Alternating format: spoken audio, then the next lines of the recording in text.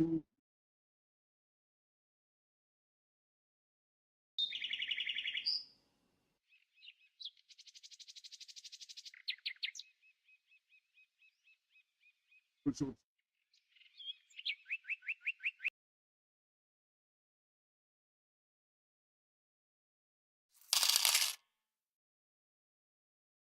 right now, looking at the amount earned, my avatar has almost 10. What I do is, you're wondering why is it not? What I do is, if the amount, which is $50 million, withdraw it. And I would spend $10 million buying seeds for uh, buying seeds to grow, which are you can't just it, I know it's which will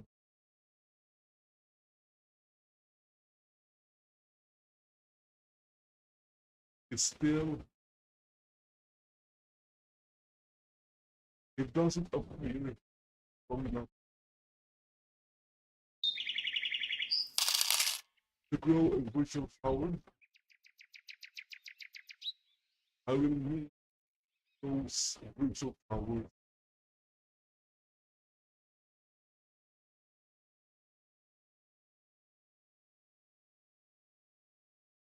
So every time I earn a show in month, and it's $50.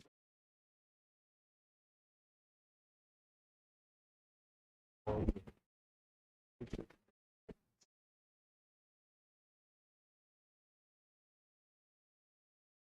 and of course, while my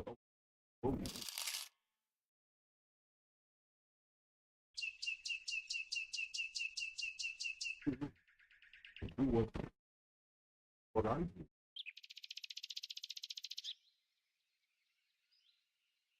Of course, I can't play games. I guess I can play.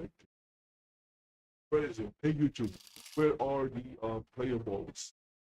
So sometimes we see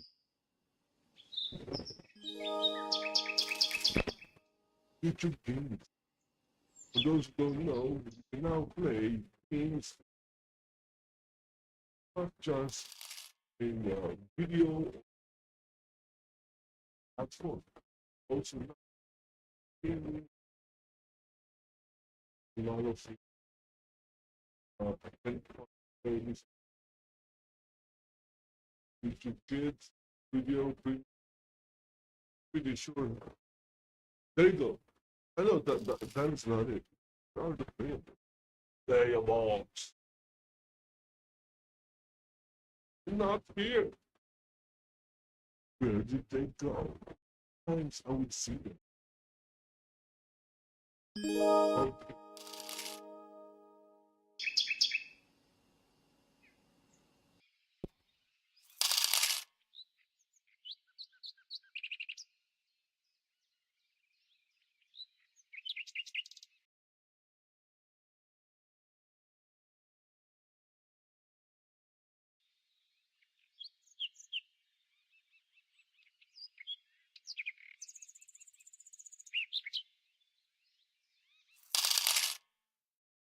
By searching, started.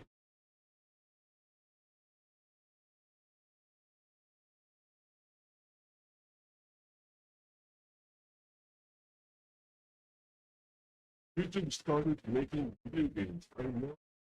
I'm looking for them. Where are the playables? Playables appear.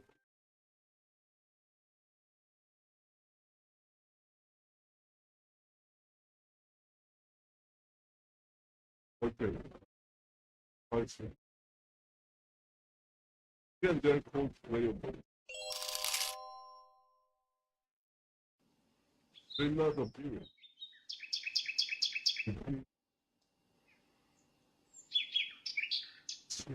We'll took it all. YouTube for you. Ooh, it's for you. So YouTube is recommending my own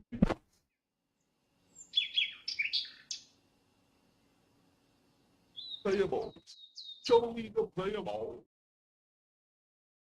Yeah, should close the window. Now they're not showing.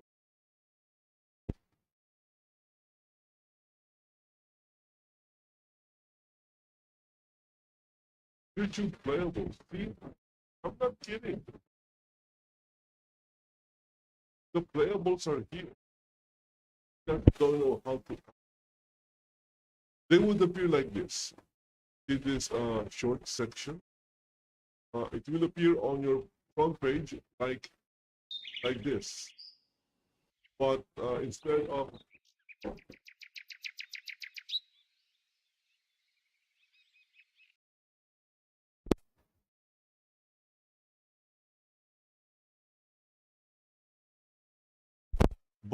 of shorts, the title or label is playables, and they are mini games. I wouldn't really call them mini games, but actual games that you can play.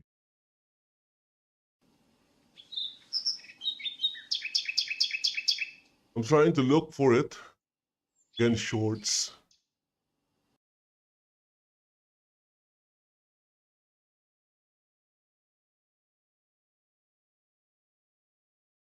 Nah, I can't find the playables. Where are the playables? Gaming, they're not in gaming. I looked. We have top live games, but that is not what I'm looking for. I'm looking for the playables. Nope, no playables here as well. Where are they?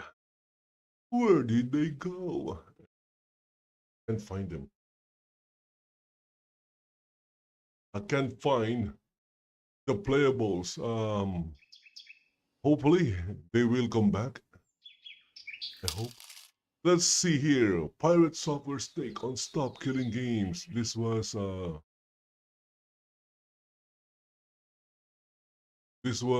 uploaded 14 hours ago. It's kind of long. Look at that. It's very long. I'm not going to watch it. It's super long.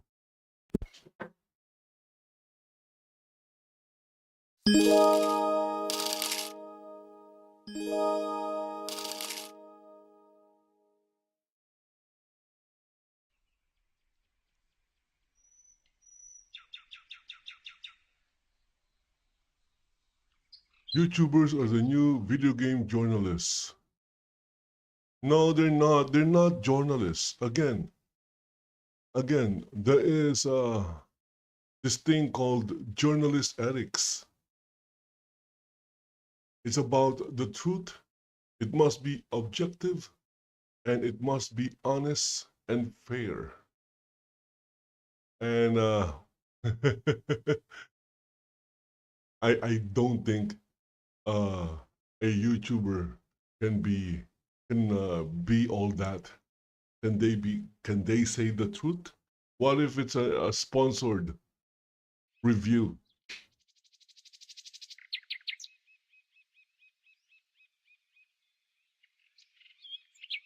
Anyway, back in the day, I was like really young. Uh, Journalists are highly respected.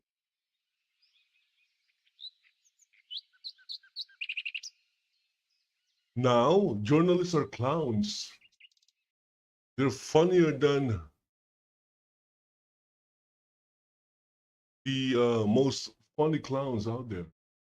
And I was thinking of an actual clown's name, but I couldn't remember any because the Joker, Batman's arch nemesis. The Joker may look like a clown, but he is not an actual clown. He's just an he is just a mentally ill person. And I wouldn't say or call a clown a mentally ill person. They're basically just doing their job.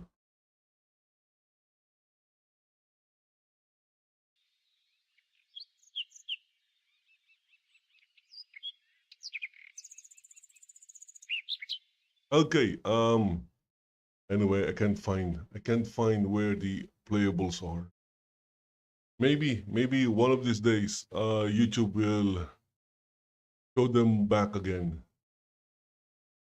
Maybe I selected not interested, and because I'm not interested, YouTube is no longer showing it to me. Because I never thought of that, um, playing games while I'm already in some kind of game. I wouldn't really call Second Life a game. It's more of a platform. It's a social. It's like Twitter, a social platform. But you have an avatar that you can, control in a way. Although there's not a lot of talking happening in Second Life. For a social platform, hardly no one ever talks.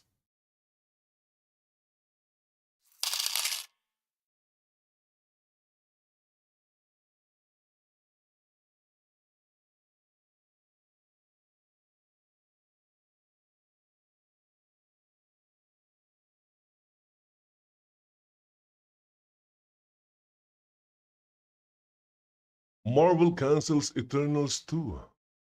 Let's start from here. So I tried an unusual game today. What is the unusual game? It's 1 hour.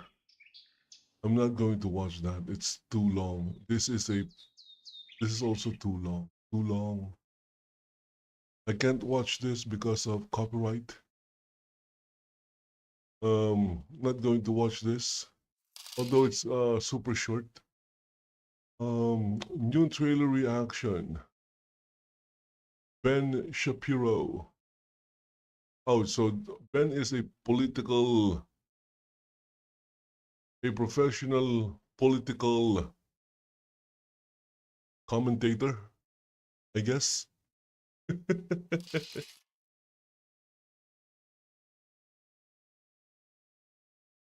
he has he has a lot of political opinions. Okay, this is interesting. Okay, I saw this earlier. I didn't watch it. Let's take a look at this now. Welcome to Secrets. Now, you've all seen the letter from the EU Commissioner to Elon Musk, and I've seen lots of comments about it, particularly with regard to Elon Musk's meme response to go and so you've all seen that. But as usual, I record these things sometimes a day in advance, sometimes on the same day. And by the time I'd recorded the previous one over on my so-called main channel, which you can go and watch, I'll link that below, I go into more detail about the letter and what the law is. But I hadn't seen the articles that talked about the response to that, because apparently he went rogue. Thierry Breton apparently went rogue, because this is the Express headline. There's plenty of them that have talked about it, but this is in the Express and said, EU civil war explodes as minister accused of going rogue with seriously harmful decision. Talking about the letter that he sent to Elon Musk. It says EU officials have slapped down their internal market commissioner, accusing him of going rogue over a letter he posted to Elon Musk on X. It says Thierry Breton posted a letter to the platform shortly before he interviewed Donald Trump. It wasn't an interview, it was a conversation, but that's how they describe it. It wasn't an interview. Warning of the possible amplification of harmful content. It says the European Commission reacted with fury as Breton's unsanctioned intervention, saying it had not been approved. It says the timing and the wording of the letter were neither coordinated or agreed with the president nor the commissioners, etc. Another EU official told the Financial Times that Breton was a law unto himself, saying that he has his own mind and his own way of working and thinking. But this just gets me on to think, well, two things really. First of all, what do I think about the letter? And secondly, what other kind of ramifications does this have? Now, firstly, what do I think about the letter? I think what most people think about the letter. I think it's a bit ridiculous. I think it was unnecessary. It was a heavy-handed warning shot to Elon Musk, not even the CEO of the platform. Now, it should have been directed at the CEO of the platform. It shouldn't have been directed at Elon Musk. Yes, he owns the platform, but that's not the point. If this is a warning shot legally, it should have gone to those who are actually in control of it from a legal standpoint, which would be the CEO, the COO, and whoever. So that's the first thing. The second thing is, I don't think it was really necessary, because if the platform is already under investigation, if they're already in discussions over legal issues and so on, why send another letter just ahead of this conversation with Donald Trump? That doesn't make much sense.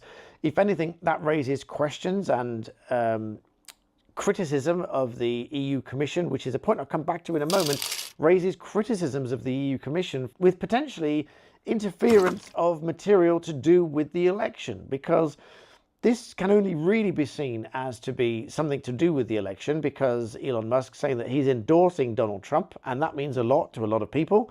And having this conversation with Donald Trump on his platform, again, means a lot to a lot of people, and can really foreseeably have an impact on the election. And thus, a public warning letter like that from the EU to Elon Musk must have some impact upon everything to do with the election. And I think that's wrong. That's my personal opinion, and that's what you're here for.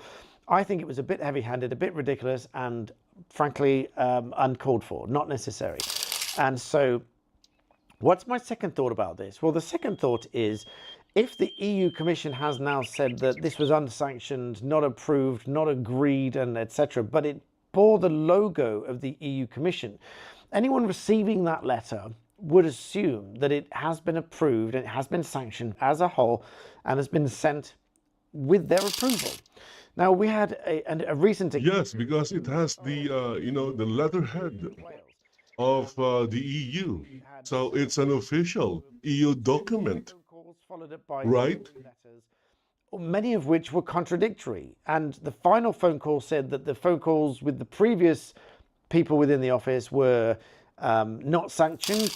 They were not authorized to say what they did, and what they said was wrong, and they won't stand by what we were previously told. But if we are told certain things by people within that office, surely they should stand by what they've said. Otherwise, they should be held accountable for what they have said. Because if that was a company and a company had agreed to certain things, they would be held to those as part of a contract, a contractual agreement.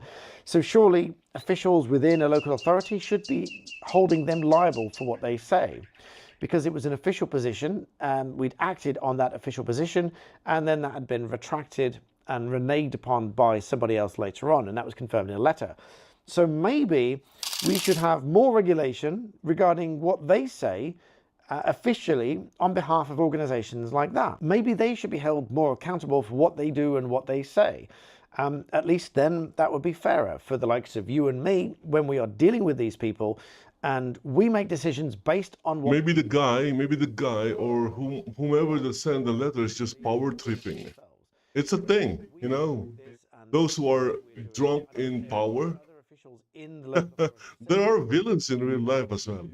Follow what they've said. So we're not doing that. You've got to change things. Again, equally, I think that's wrong. And so how does that apply to this situation? Well, there should be some recourse if the EU Commission has not sanctioned this letter. So that I find quite staggering. So that is just one thing that you're here for on Secrets. There's many more to come. But I thought that was one interesting thing to follow up on, because I'd recorded the other one before I'd seen this article about the EU response.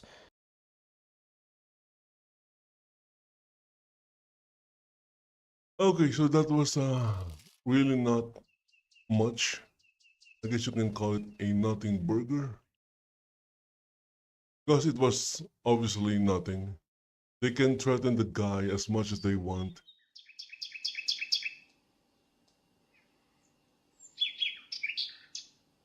And in the end, it backfired on them. They were trying to take a shot at Elon Musk, but I guess the barrel is twisted, And when they fired, the shot went back. Nick killed second win. What is second win? Part? Australia's NBN is being smashed by Starlink. Okay, this seems interesting. What is NBN? Well, Elon Musk is turning the NBN satellite business into a white elephant. Maybe that is the reason why Australia doesn't like Elon Musk.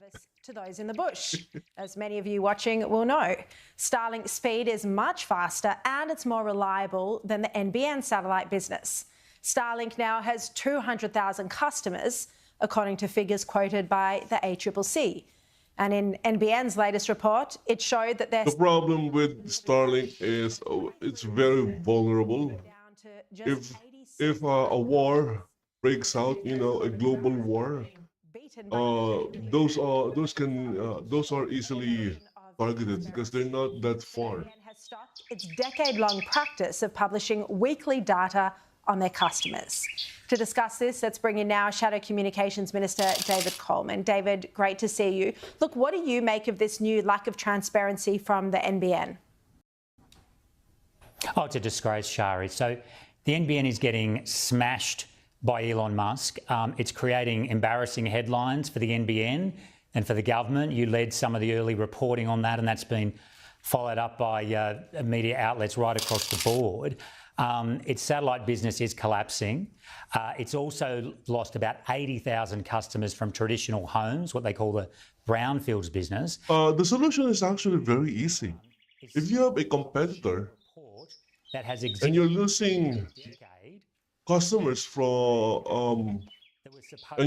customers because of this competitor, you both have the same kind of product. Maybe the solution is to make a better version of that product. To provide much better service than the For example, in this case, Starlink is providing better speeds, doing that across many, right, and bandwidth. So if that is the reason, then why not launch or create satellites that are much better than Starlink?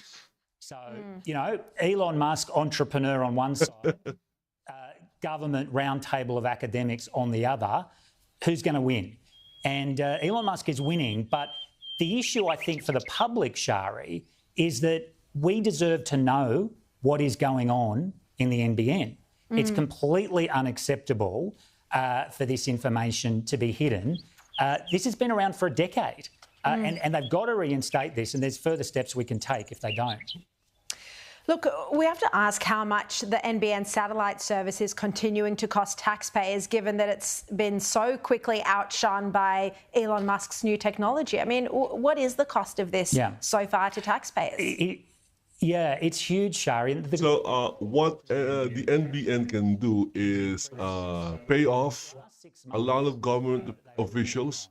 If there is a Congress in Australia, I don't know how the government system is in Australia. If they have a Senate or Congress, they should pay off, Congress, so that they will pass laws that will disallow or discontinue the operation of Starlink and give priority to Look, he's far from their own service.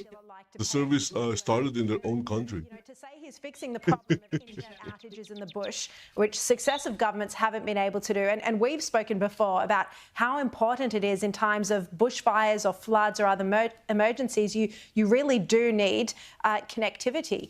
Just quickly before you go, the Albanese government looks like it is going to reject calls for a blanket ban on gambling advertising. Instead, Labor's pushing forward with a partial ban, so it'll be during children's shows and live sports broadcasts. David, do you think there should be a ban on gambling advertising? Well, look, Shari, back in May last year, Peter Dutton announced in his budget reply speech that we would ban gambling advertising during live sport, 1 hour before, 1 hour after. We think that's the right thing to do. So they want to ban gambling. because of kids, or at least advertisement or ads for gambling. But then again, the same kids are playing gacha games. They're playing Genshin Impact. They're playing Wuthering Waves. Free-to-play games with gacha elements, which is also gambling. Yeah, sure, you're not using real money because you buy the because what do you call this? It's indirect, I guess. It's indirect purchase or payment. You buy a premium currency and then you use the currency to spend on the gachas.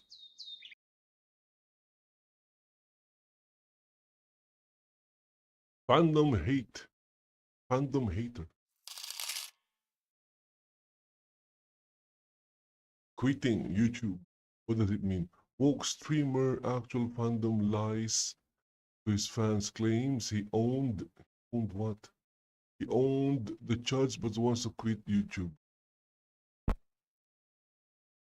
NASA reveals major new problem with Boing Boing. Boing Boing. SLS rocket.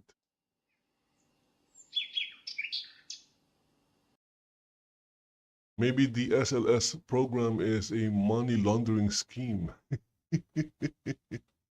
Because they spent billions of dollars in that thing. And every launch will cost them billions of dollars. Who will use that thing? When you have Falcon, which is what, 10 times, 100 times cheaper? Yeah, I think that is a money laundering scheme. And they're using NASA for it.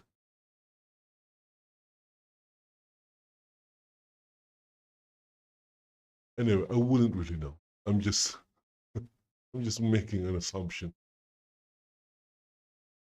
Because everyone knows that they've spent billions on the SLS rocket.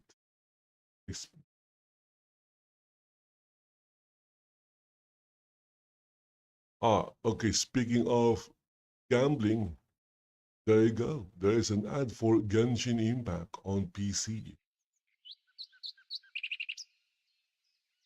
And it says here, new players get free 20 wishes. See? So once you run out of wishes, you'll be you become addicted to it already, then you'll be not forced, like encouraged. You'll have this feeling of wanting to spend money, buy whatever the currency is, and buy more wishes. As you can see, I don't play Genshin Impact, so I'm not familiar with how it works.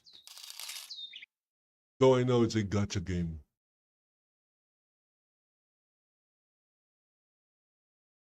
Jay gets felt up by airport security 8 days ago. 8 days ago! Okay, UK is coming 8 days ago. Why did... There you go.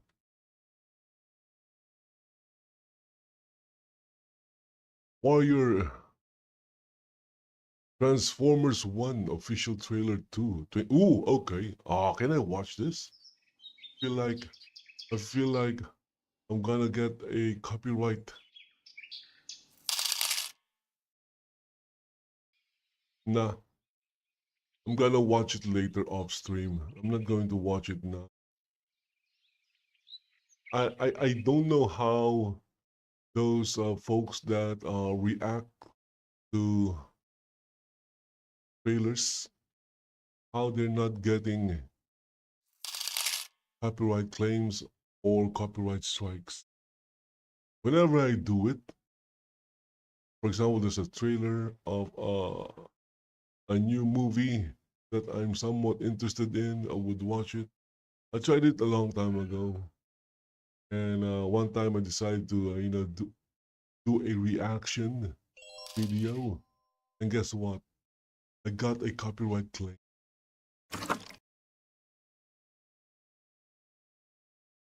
It's so weird. Some folks can do it, others are not. Alpha 3.24, ooh, Star Citizens.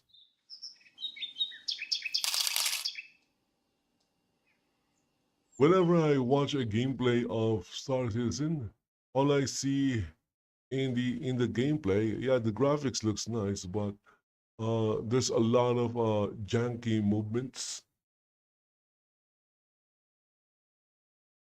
The ships, when they're moving or landing, they're very choppy at times.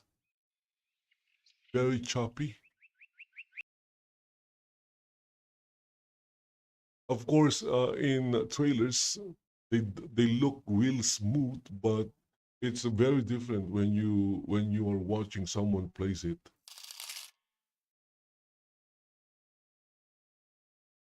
Diablo Immortal. Why is it here? This is not new. We won. Okay, I'm getting a lot of old videos, like from years ago. So if I did not watch it, if I did not watch the video, then that means I'm not interested in it, and I'm still not interested in watching them today. Okay, Sweet Baby. Sweet says here, Sweet Baby Woke Gaming is dying. We won. No!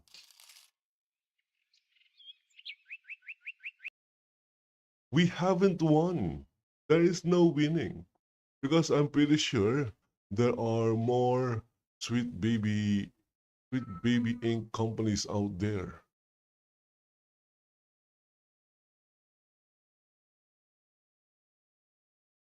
Sweet Baby got exposed because they have stupid folks working for them.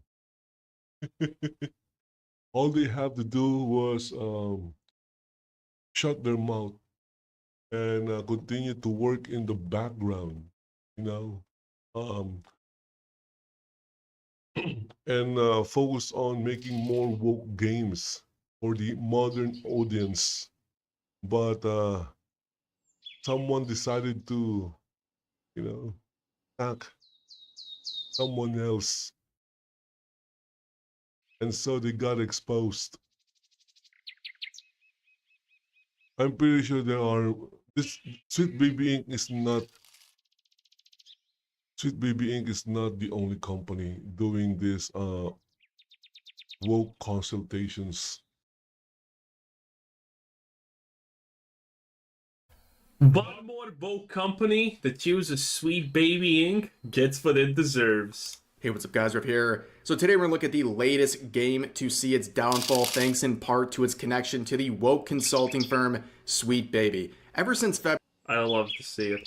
we have seen a completely different narrative surrounding this company, which was once a badge of honor for these various developers to say how woke they are. It is now associated with their downfall, and a lot of them are trying to remove any trace or connection to this company. Even if they remove the connection, people will still know if a game is woke or not. They came in, they probably made millions with complete BS, as we all know, because, it's woke. And these companies just paid them money for what? Going bankrupt? This is the most insane thing ever. These companies literally paid someone to go bankrupt and stop existing.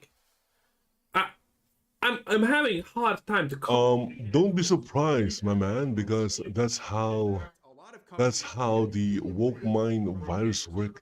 It turns people stupid. responsible for it are not only getting praised for the promising gameplay that it's showing, but also the fact that they allegedly rejected a $7 million extortion attempt from Sweet Baby, who essentially said, pay us $7 million for our services or go at the risk of being canceled and labeled as some sort of problematic company and game. And that's really what we already saw. As soon as this Okay, so this is quite funny. This is one of the things about Black Myth Wukong that people don't understand. This is a Chinese game. China pulls all the strings. China decides everything. Obviously, China is not gonna decide, not gonna let Sweet Baby Inc. decide how it's gonna destroy the Western society. China wants to do it on their own terms. So, of course, China's gonna say, no, we are gonna destroy the West in our own terms. And that's what's kind of happening here. And people are singing their praise about this. Trust me, the Chinese version of this game is so different than the Western version of this game. Have fun. This news came out, we saw several games journalists come out with articles and hit pieces trying to slander Game Science and this game as well, which all of those claims have been debunked, but that's a story for another day.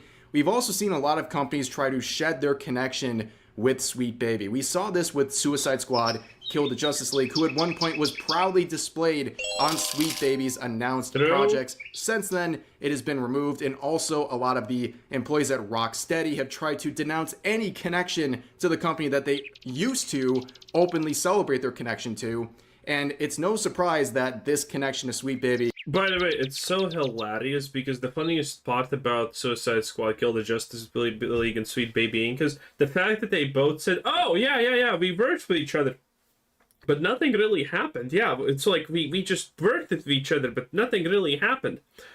No one from Sweet Baby Inc. did anything for Suicide Squad, Justice League. Yeah, we just gave Sweet Baby Inc. money for no reason.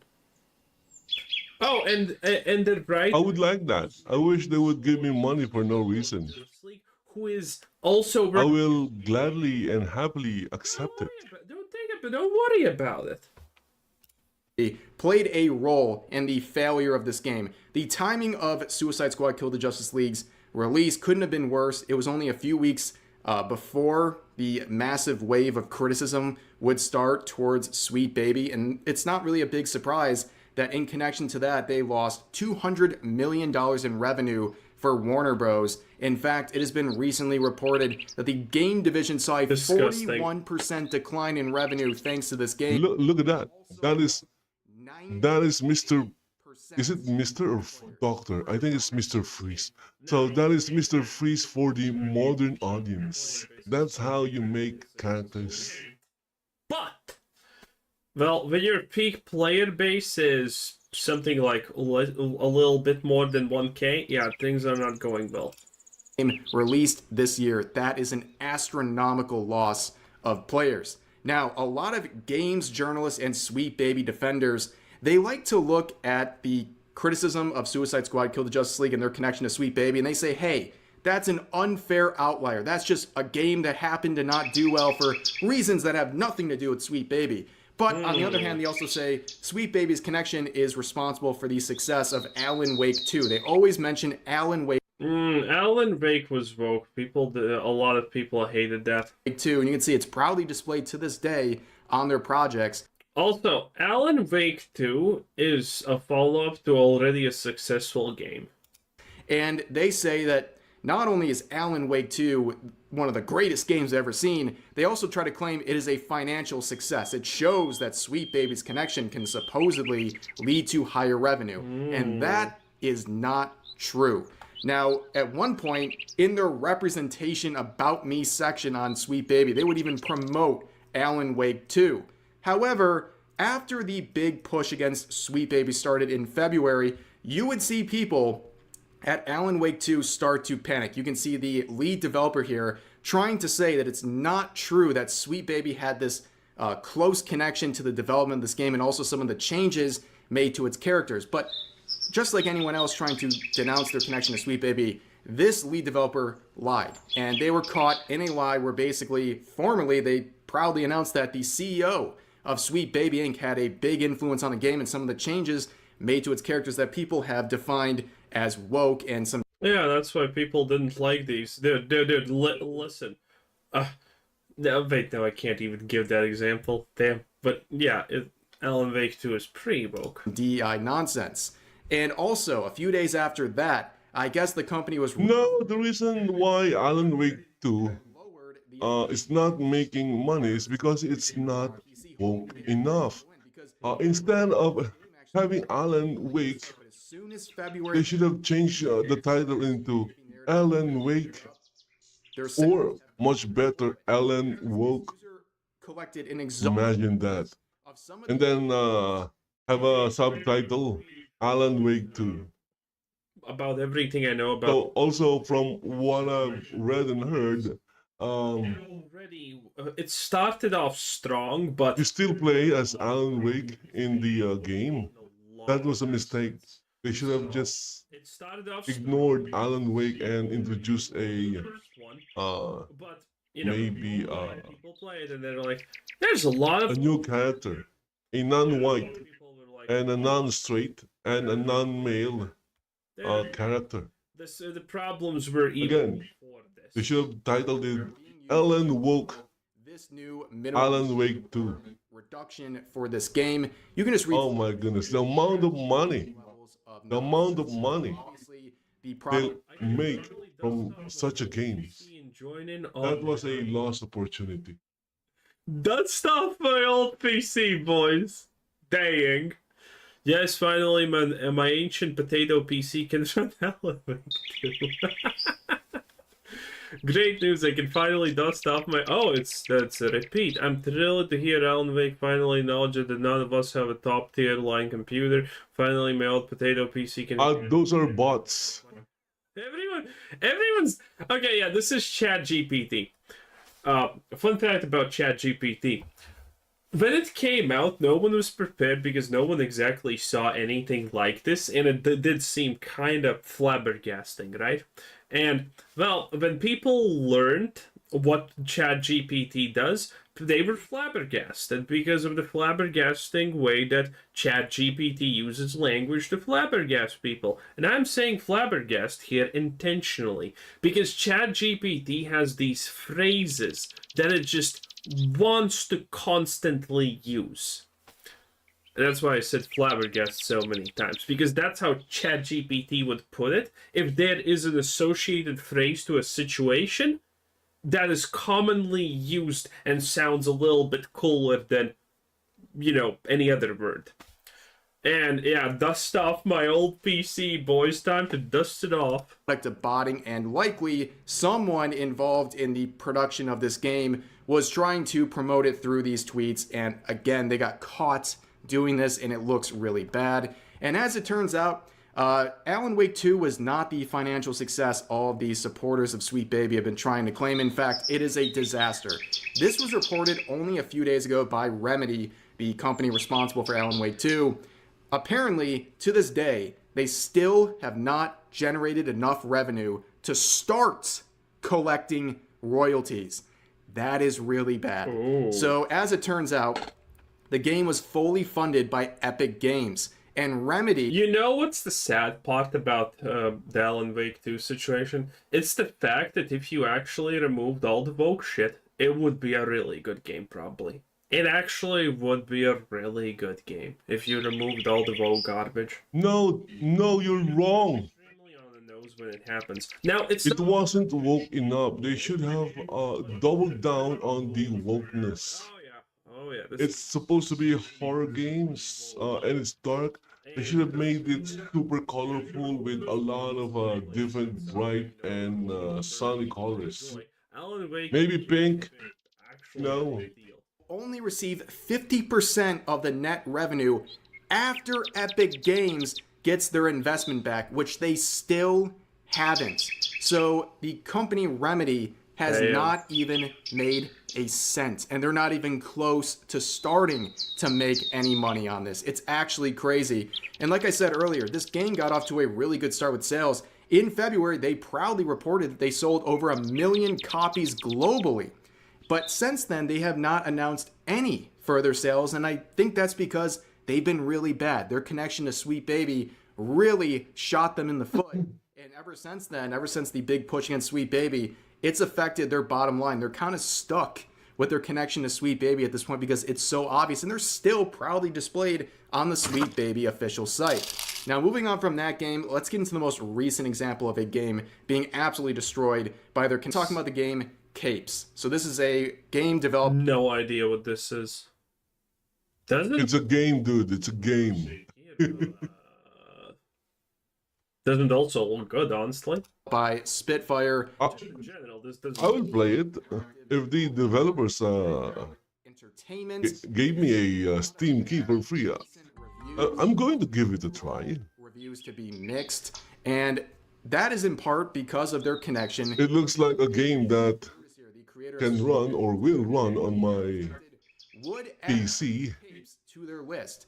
Now, this is something that was not blatantly obvious. This game is not listed anywhere on the Sweet Baby site, or there's no official mention of the connection by the development team or the publisher team. However, as discovered by some users, in the credits for this game, you will discover that they have... Damn, that's a lot of consultants. Again, honestly, I don't like Sweet Baby Inc., obviously, but I can appreciate the grift. Sweet Baby Inc. is literally squeezing the last drops of blood out of stones that are desperate before they completely just turn into dust. That's what they are doing. They are getting paid to destroy our industry. And everyone is so stupid they're actually going with it. It is insane. Basically, the entire Sweet Baby... He is not wrong. 12 People are stupid. company listed, which is a pretty big contribution from Sweet Baby. On top of that, look at some of the names. Do they look familiar? Chris Kindred. Do you remember this individual? No. Well, you no, should, I do. because Chris Kindred was the Sweet Baby Inc. employee who started the entire wave of negativity towards their company. They were the one that sped up the Yeah. Sweet Baby. There was a That guy is to blame. He should have just One day and not say anything. completely up against you because you destroyed them. Sure, they'll be exposed eventually, but That must feel horrible. Sweet Baby brewing for months before this, but back not now, not today, not tomorrow. a post directing their followers to They'll still have not only in the personal account of a Kabir, few years, maybe, before getting exposed. Steam group on there that at the time had only a tiny, minute fraction of the following it does now. And of course, we know the history that happened after this attempt right here. However, seeing that connection to Sweet Baby being discovered about a week ago, the publishers would come out in a desperate attempt to revive the image of this game. And let me just say, it would only backfire even more. So on Steam, this Penta individual who works with the publishing team would make this statement. You are a little late, actually. We already had 3 months and 14 pages of constructive discussion about DEI in the forum and delivered a gameplay update focusing on exactly what the player base wanted, leading to an 80% positive recent reviews. But you don't have to take my word for it. You can actually read up on it yourselves. But we were already able to explain that Sweet Baby Inc. only worked briefly, mainly to bring the 4 to 5 people strong indie dev team in contact with fitting voice actors together with the devs 2+ years ago, and many first skeptical players were able to find out that there is no hidden agenda or something else we, in quotes, force down your throats or any other concerns they had besides a well-rounded, diverse... Okay, so I don't care what this says. Obviously, after the first sentence, you are a little late. Actually, we already had 3 months and 14 pages in constructive discussion about DEI. Why would you even have a discussion about diversity, equity, and inclusion? Why? Unless you want to do woke garbage, why would you ever even have a discussion about this? This just, a sentence like this just instantaneously means everything you're going to say forward is going to be a lie or complete garbage. First cast, obviously. So you can see here they're trying to say, oh, you know, we don't have this connection to Sweet Baby. And the only reason you're mad is because you're bigots. Obviously, you hate seeing a diverse cast. yeah. Well, I've seen the diverse cast and the Well, he got apparent me. connection Sweet Baby had to getting the fitting voice actors. And from people who have played the game and reviewed it, I've heard that the voice acting performances in their attempt to be diverse came off with these bizarre and seemingly nonsensical accents that really sound awful. But anyways, we continue on. They say, so why don't we focus on the most important question that the original poster was mentioning already? Is capes fun? Well, is capes fun? Let's find out. Well, it had a few Damn. hundred all-time peak when it first released, and now, only a few months later, is at a peak of 28 players in the last 24 hours. Yes, that is another game completely destroyed. If it wasn't already destroyed, the connection to I mean, just from this art, the art that this game called Capes has doesn't even honestly look woke. It just looks horrible and dumb. For example, this doesn't even work. This doesn't even look like it was made to fit in the same game. What the hell? The art style between these two characters is completely different. This just looks so bad and so stupid on so many levels. Baby being discovered was the final nail in the coffin.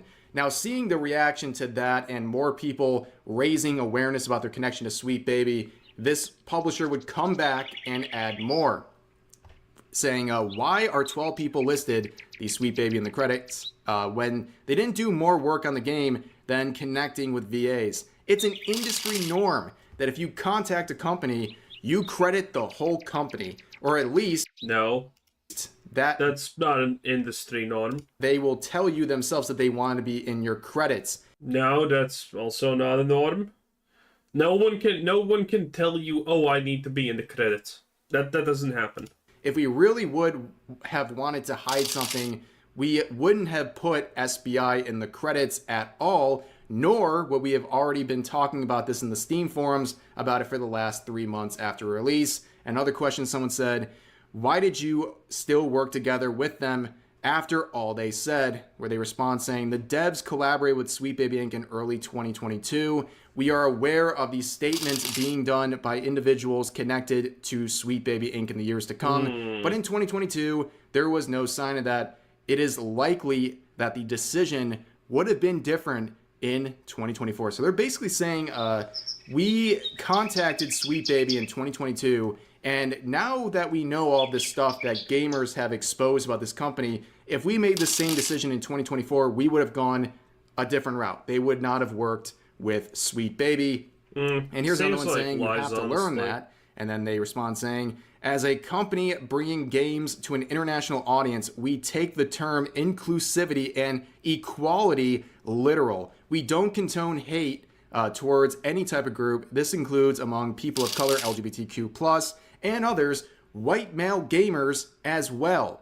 It is sad that we have to actually word it out. It should be a given. We are all gamers, no matter who we are. If a diverse cast of heroes makes you not want to play Capes, that's your...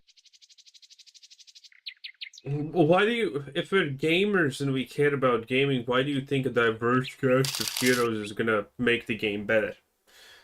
Lies. your decision, but we are surely not the enemy. At least we don't see you as one for making this decision. But at the moment, some, not all, of you are actively trying to harm a small indie dev studio to teach them a lesson that they never really needed to learn. Now, here is the hard part. I think, yes, I probably do believe them. If they're trying to decide on whether or not to work with Sweet Baby in the year 2024 right now, they probably wouldn't, because the reputation of Sweet Baby is that bad. But back in 2022, there was plenty of evidence to discover about these Sweet Baby employees that made them look bad. And on top of that, let's focus on two things.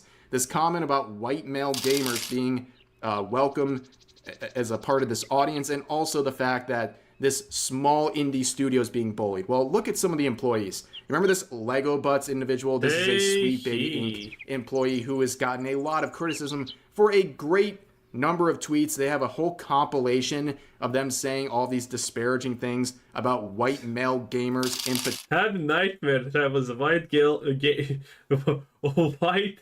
White male gamer. Jeez, man, I can relate. I also woke up with that nightmare. Too bad for you, dude. You're a white male gamer. Some of their racist tweets. They hate you. Even worse, LegoButts for many years has openly shared their responsibility for DDoSing a charity event led by Mark Kern that was trying to promote Oh yeah, I female remember that one. indie devs. So I don't want to hear about the bullying here. Bro, you can't promote the wrong female indie devs. Listen, you can't promote the wrong people. You can't promote the wrong people. It doesn't matter if they're black, white, Hispanic, ancient, Austrozeist, or whatever. As long as they have the wrong views, they're not the right people. How do people not understand this? It's so easy. What the hell? hired someone who has openly tried to sabotage events that were intended to help female devs. Like, it's ridiculous. You should have done more research on these people. You didn't. And it was all there. All this stuff was publicly available a long time ago, many years ago, especially the disparaging tweets that we just looked at. Those have been up for many years before 2022. And there's really no excuse for not looking into these people who I'm sure you paid a lot of money for their consulting services. And in wake of no one giving a crap, let's end this. Anyway, that was Rev Says Desu. Nice. 10 out of 10. Bye.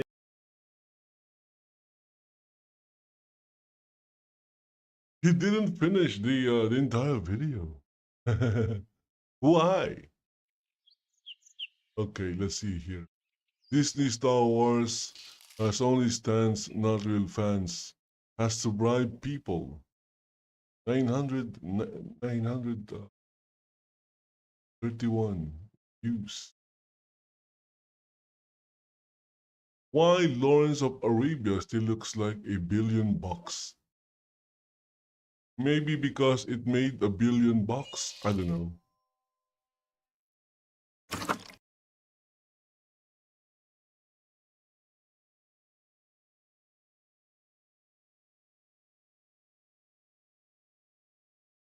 Squid Game is coming back. Now I'm not interested in watching Moist Critical anymore. Don't recommend channel. Is he still am I still subscribed to Moist Critical? Yeah. Okay, unfortunately, how do I unsubscribe? Have to go there. I'm sorry, Moist. I'm sorry, Moist. I don't really care whether Moist is woke, by the way. Moist is his religion is wokeism. He is infected with the woke mind virus, but it's not fully what do you call this? It's not fully infected yet. Still has some sense of common sense.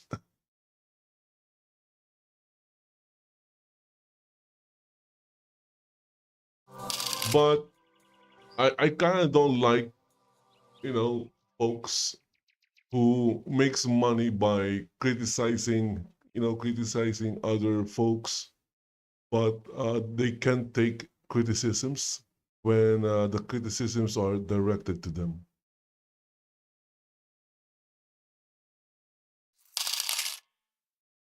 At least Asman, whenever you criticize him, sometimes he just plays it off.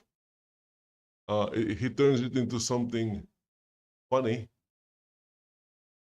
Although there are times when he gets mad and ban people. Okay, let's continue. What is this trash? Look at this. So this, you're saying that this character on the right is the character on the left? Obviously they won't look the same because one is from a video game and the other one is live action.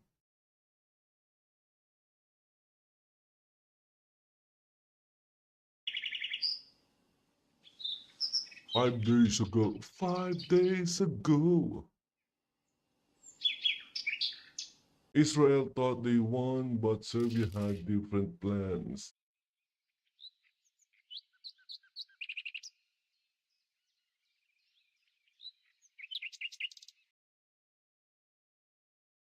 Okay, so statements like that is one way of losing your core audience.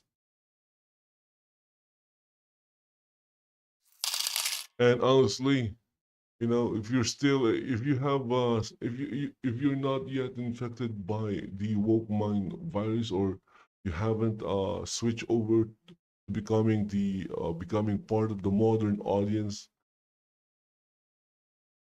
what you can do is just stop. No, I'm not ordering anyone. Just you know, a suggestion is to stop giving them money. You can still watch them, but you don't have to give them money.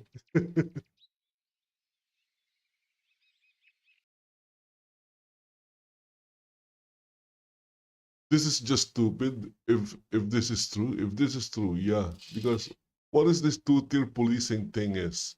Sounds stupid. How can there be two-tier? Well, in reality, yeah, such a thing exists because, you know, but before it was more on wealth class. You know, the rich is treated differently and far better than the poor.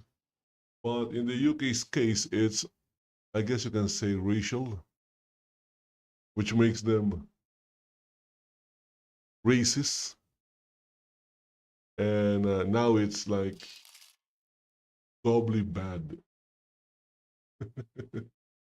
It's doubly bad. Twice as bad. There you go. It's twice as bad. Much easier to say. I'm going to refresh this again.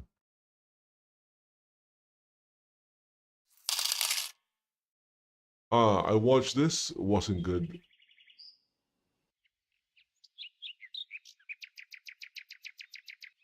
Let's see what will happen if I switch to the US, the great US of A.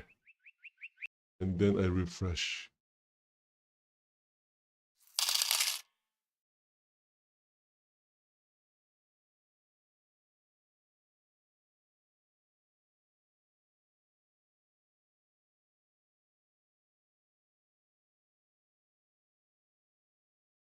Okay, look at that. The country tag or the country label is gone. Am I still logged in? Yes, I'm still logged in. And okay, the ads is different now. Do, do, do, do, do, do, do, do, do.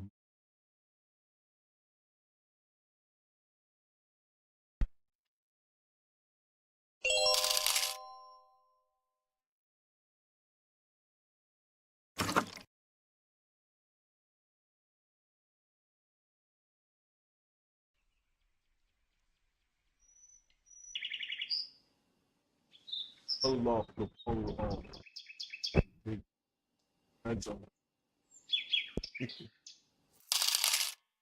What is this, Starship? What's with the star? Is this the Chinese Starship? It's all wrong. Snarky J. Who the hell is Snarky J? Let's go and listen to what her thoughts are regarding Snow White remake were pretty Communist Snow White. And I'd like to give Disney a round of applause for somehow digging underneath the bar to disappoint and annoy me even further. Hey y'all, Snarky J Cosplay here. So I might be a little late on this, but we have spent a lot of time on this channel talking about the upcoming live-action Snow White remake, so I thought, why don't we watch and analyze the trailer together, right? Better late than never, and there's nobody Yeah, unfortunately, it's not woke enough. It's not gonna make money. They should make it even more woke. Okay. More woke is better. Already, but Of course, it's CGI. Come on. oh honey, that dress is Party City. Oh. Hi ho, it's off to work we go. Okay. Oh my goodness. What was that? Okay, Rachel Zegler can sing. I'll give her that. No, I did not like it. Why did we end up going with the CGI dwarves again? I'm sorry, what was the reason for not just hiring real people? Because I know they had 7 full-size people, and then they wanted to hire 7 real, I guess, little people, and then they didn't. So what? Okay, you know what? Hold on. Let's. I'm okay with the CGI dwarves, but there's a problem. They should turn the dwarves into, you know, Okay.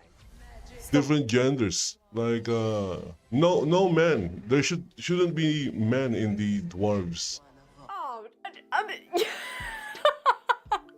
gave her the Lord Farquaad cut. Are you for real? The fairest one of all. Oh, they gave her the Lord Farquaad cut. Are you for real? No, no, guys. Ah, she's talking about the hair. Okay, yeah. The dress looks like Party City, and the hair looks like Lord Farquaad. This is not even about Rachel Zegler. This has nothing to do with her. This is Disney and low budget. Hey, maybe the modern audience will like it. Makeup. I've seen literally In fact, princesses. they should turn it blue. Princess parties several summers ago. Bet you didn't know that about me. Those party princesses had better wigs than what they've done with Rachel Zegler's hair here. This has nothing to do with her. That is atrocious. But okay, whatever. Whatever. Let's. Also, she's wearing a dress. It's not woke enough. There shouldn't be any dress. Okay, so there is a Roman. And there's the male Prince Jonathan. I think I heard someone say the name of the prince is Jonathan. Interesting CGI. No, it should be a lesbian princess named Joanne. Okay. All right. Okay. They still have like a few months to correct this mistake. I don't see why anybody cast Gal Gadot in this role. First and foremost, they've already restated that fairest of them all in this context is not the most beautiful, otherwise there would be some questions there. It just means fair as in somebody who is just and right. So sure, okay, that's fine. But What? I've always been of the opinion that Gal Gadot cannot act. So I don't think I'm going to be able to buy her as the evil queen, especially if we put her performance up against somebody like, let's say, Angelina Jolie as Maleficent. I don't think Gal Gadot is going to be able to handle, but maybe she will, right? The hair and makeup. Also, why is the evil queen For all the shit she already has to contend with, white? they could have done a little more to make her actually look like Snow White, and I don't think they even tried at this point. It still looks like Rachel Zegler berating me on the Okay, so she's saying that they should have made the actress look more like Snow. That is gonna be hard. That is gonna be hard. How are you going to turn something that is brown into pink or light beige? I don't know. But then again, that will work because it's for the modern audience. It's not for the traditional audience. It's for the new young ones, the young ones that have never seen the actual the original films. Okay, because if you show this to the traditional audience, they will not like it because obviously that is not Snow White. Okay, one of the lines in Snow White is with skin as white as snow. Okay, I think they're going to remove that in this one because if they kept that line, then it's all a lie. Or maybe this is Snow White, Marvel, Disney. They have this multiverse or different timelines. Maybe this is a Snow White of Fantasia 2331, something like that. And again, at the end of the day, this is not for the traditional audience, it's for the modern audience. Okay? red carpet. Weird. The CGI choices are strange. I think with the animals, it's kind of cute because there's a slight cartoony quality about them that does feel more true to the original, which is a cartoon. Again, I don't think this movie needed to be remade. But the dwarves, I mean, could we not have just treated them respectfully and cast people who suit the role? Again, I still don't see why this would have been such an offensive choice. Again, it's not for you. Weirder It's than for the little ones. but sure. I will say I was thrilled to see what looked like an actual romantic scene there. Little ones of the modern audience, not, of course, traditional audience. Seemed like this was going to be a loveless story because this was There disgusting. shouldn't be any love, okay? On her love story. No, the actress is right. There shouldn't be any mention of love. Who knows? So I'm glad to see that that is not the case and that that attitude has been put back in its little bottle and that Disney seems It should be all about abusing the dwarves. that could be a little more true to the original. I still think it could have been done a whole lot better based on what I just saw, and I genuinely have zero interest in this at all. I'm getting very sick and tired of these constant live action remakes that nobody asked for. If this one happens to be any good, I will eat my words and I will come back and tell you it was good. But as of right now, still think it does not look all that great. And that's all for me. I've been Yeah, okay, what's her name? Snarky J. Unfortunately, Snarky J, this Snow White is not for you. It's not for me, it's not for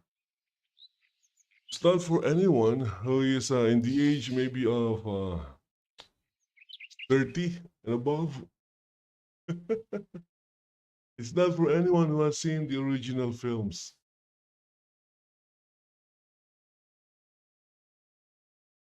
And it's not for anyone who values family and tradition. Yeah. I still think that it's not woken up. They should, work hard on making it super woke, because they will not make money this way. The only way they'll make money is by making it really, really, really woke, that the woke audience or the modern audience will have no excuse not to watch the movie, because it's for them. The movie for them, especially made for them. And for those families who values family and tradition, nah, this is not for you. And if you want your kids to grow up with common sense and values and ethics and morals, honestly, you shouldn't bring them to Disney anymore. But that is just my opinion.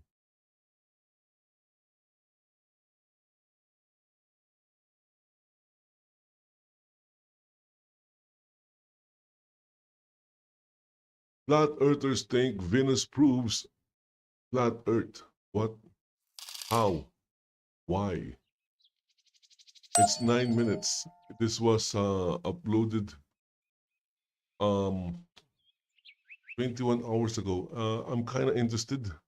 Let's hear. Hello everybody, hope you're doing well and thanks for joining us for another video. By the way, my opinion regarding this is the earth is flat. Yeah. It has been flat since the big boom. So how do you know the earth is flat? Well, if you go outside, you can see that the ground is flat. That is proof enough that the earth is flat. Video, where today I'd like to tackle claims that are knocking around from a few people who say that according to the heliocentric model, Mercury and Venus should not be visible in the night sky because they're meant to be between the Earth and the Sun. Now, I've seen a couple of variations of this claim, some people saying that neither should ever be visible, and recently someone was questioning if Venus appears higher in the sky than it's meant to based on the globe model.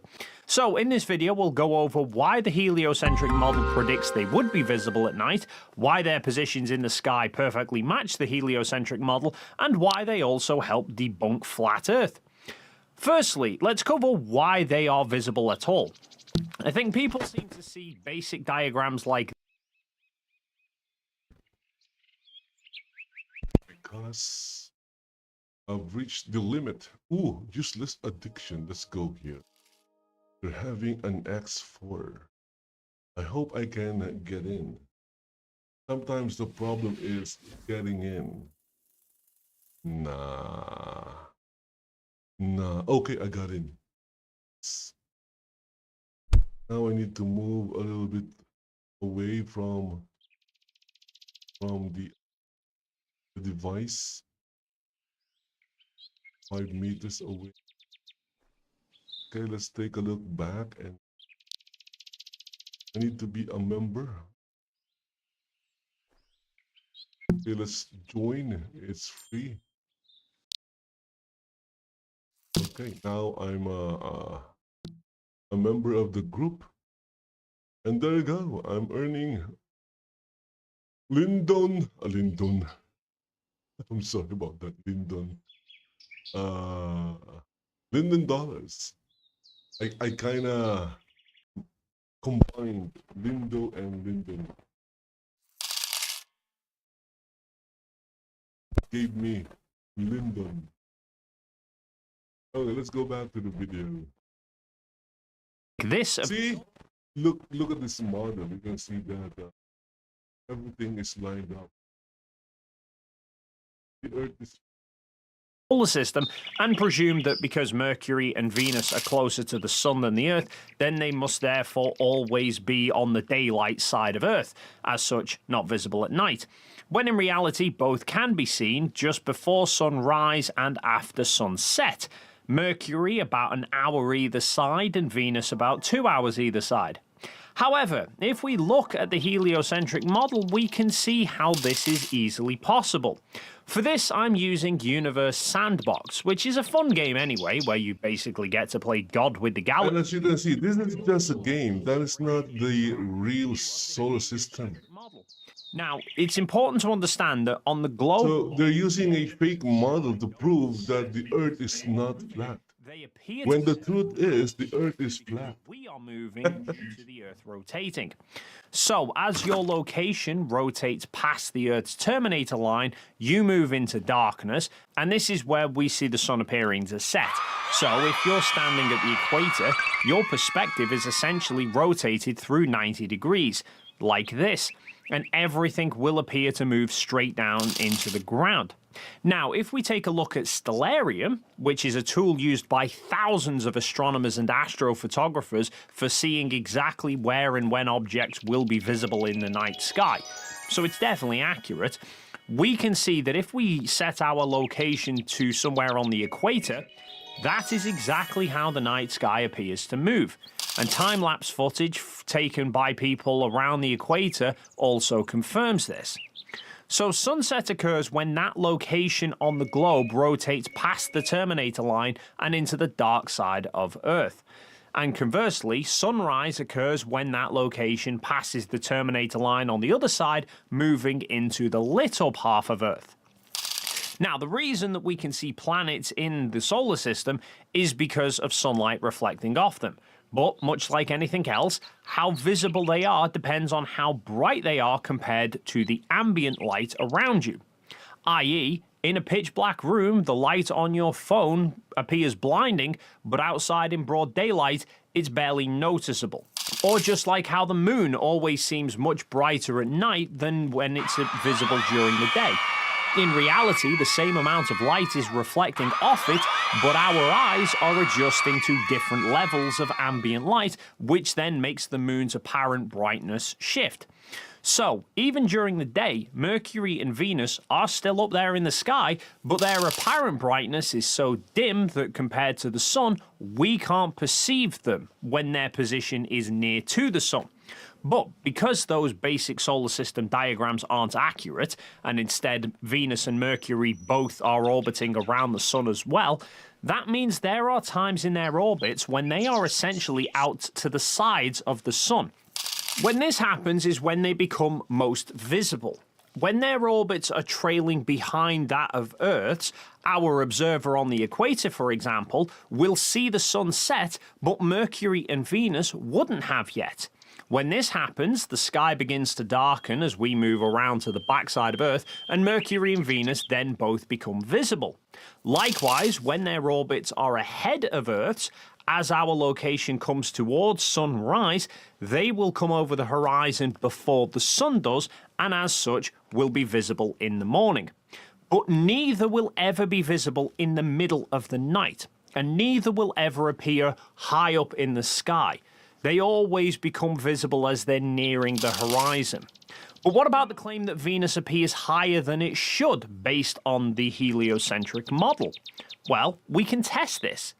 Using Universe Sandbox, I ran its simulation until I found a point where Venus was roughly perpendicular to the Earth based on the Sun, and I landed on a date of October 31st, 2008.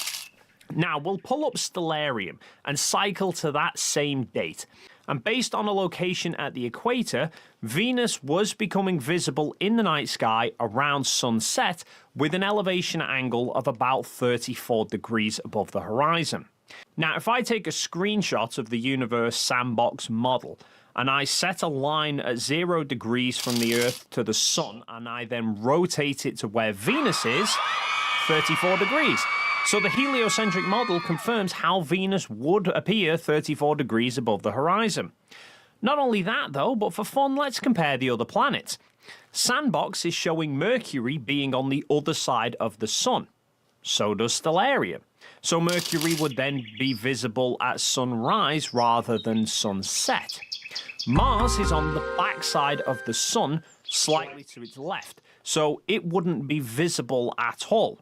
And that's exactly where Stellarium puts it. Jupiter's orbit is in line with Venus's relative to the Sun, which means it would be visible in the sky, but at a higher elevation than Venus. And sure enough, there it is. Saturn's placed on the opposite side of the solar system, to the right of Earth, which, like Mercury, should then put it below the horizon by sunset, but becoming visible towards sunrise. Exactly where Stellarium shows it. While Uranus and Neptune are towards the rear left of Earth, so they would be visible during the night. Exactly as Stellarium shows was the case. So what we are seeing in the sky perfectly fits a heliocentric model. Fancy that. But we can go even further with this. At various times, all the other planets will appear through the middle of the night, but never Mercury or Venus. Explained with the heliocentric model by the fact that all bar those two are further away from the Sun than Earth, so Earth can move between the other planets and the Sun. Yet Mercury and Venus are the only planets we ever see passing in front of the Sun. We only see full phases of moons and planets at night because we are seeing the fully lit side of them. Now, the only times we are ever in a position to see that is when those objects are either directly behind us or on the opposite side of the Sun. But obviously, on the opposite side of the Sun would be during the day, so we could never actually observe them in full phase. And Mercury and Venus are the only planets that we never see fully in phase. Yet, if you observe them in focus through a telescope, or view images from astrophotographers, you can see that when we only see a crescent of Venus, it's much larger than when it's almost fully illuminated. Because in the heliocentric model, Venus will move towards its full phase as it gets to the opposite side of the Sun, whilst its new phase will be when it's on the near side, transiting in front of the Sun. Thus, it would then be much closer to Earth, and so it would appear much larger. Mind you, we know that Stellarium's data is accurate because thousands of people use it every single day to plan celestial observations. And if we use Stellarium but switch off the atmosphere overlays so that space remains clearly visible, we can literally see the dance that the planets are doing around the Sun and how Mercury and Venus never drift that far away from it. And how, if we compare the views between the hemispheres, such as a location in northern Norway versus southern Chile, they're flipped. Now, why would two different locations see that effect? Because I was inverted. It would be interesting to see a flat Earth model that can predict and explain the mechanics of how all of that would happen, but I don't think we should hold our breath. Alas, that is going to be it for this video. As always, feel free to leave your thoughts in the comments down below. Honestly, you can explain as much as you want to a flat earther. They will still not believe it because it has been ingrained in their mind. And some of these YouTube flat earthers, they know they're wrong, but they're just doing it for the view. As I said in one of the videos that I've seen, where a kid got slapped with a boxing glove by, I guess, his sibling. Who does that? The only reason why it happened is it's being recorded to be uploaded to a social media platform for views. There you go. They're only doing it for the views and maybe to become infamous.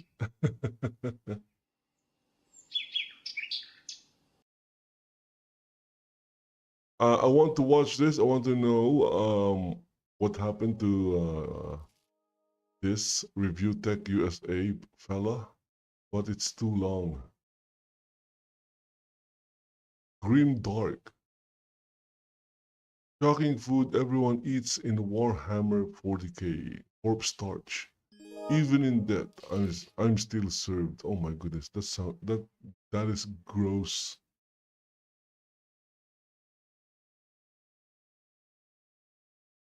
Starship in big trouble. Yeah, honestly, Elon should he should move his operation to a non-hostile nation. Maybe move it to China.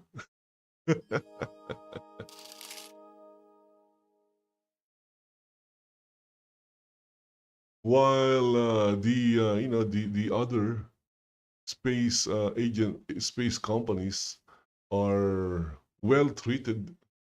For example, like Boeing. Look at their Starliner. The Starliner is still up there because it got stuck because of various leaks. But instead of getting rid of it, they're going to keep it, and because of that, the other missions that are scheduled are getting pushed back.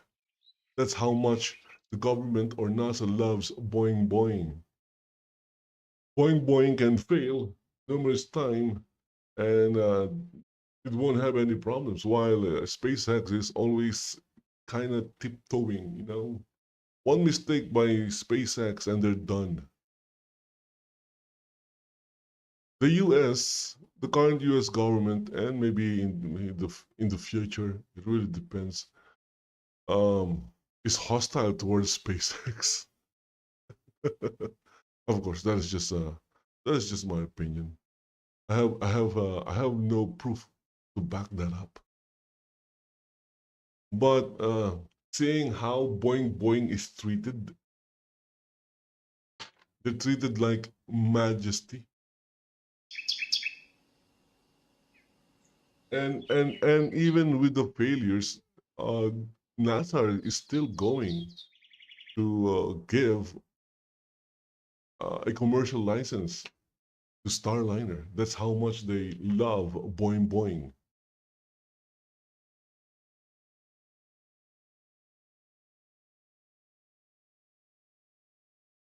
And I'm pretty sure Elon Musk knows it, because he has sued the government like a few times already because of unfair practices. He had to sue for projects, for missions.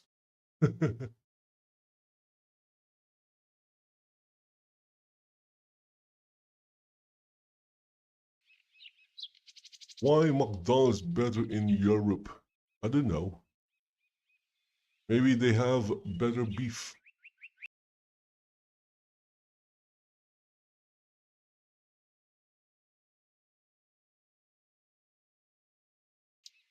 I have no idea why I'm getting this. Come on, tell me, why am I getting this?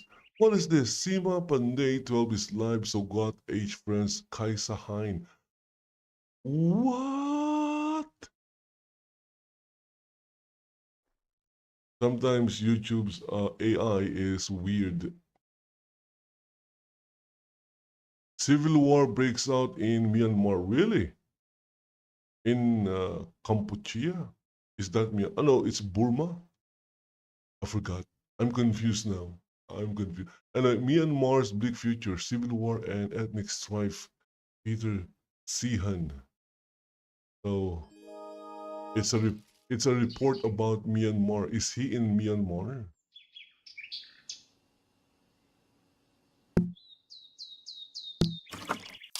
Okay, I'm going to refresh.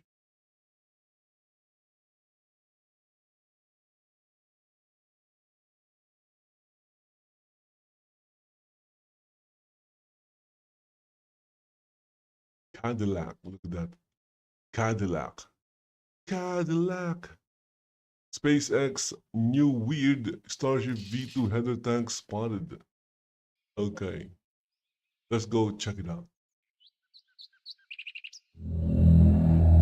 So by the way, this is how the Chinese rocket researchers are doing their research by watching SpaceX videos.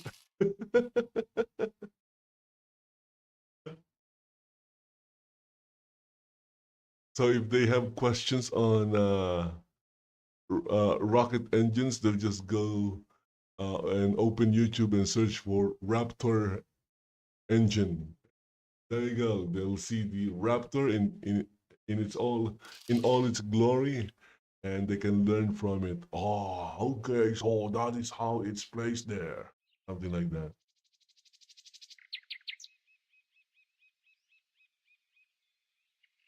Or maybe they'll take pictures of it and then try and print it.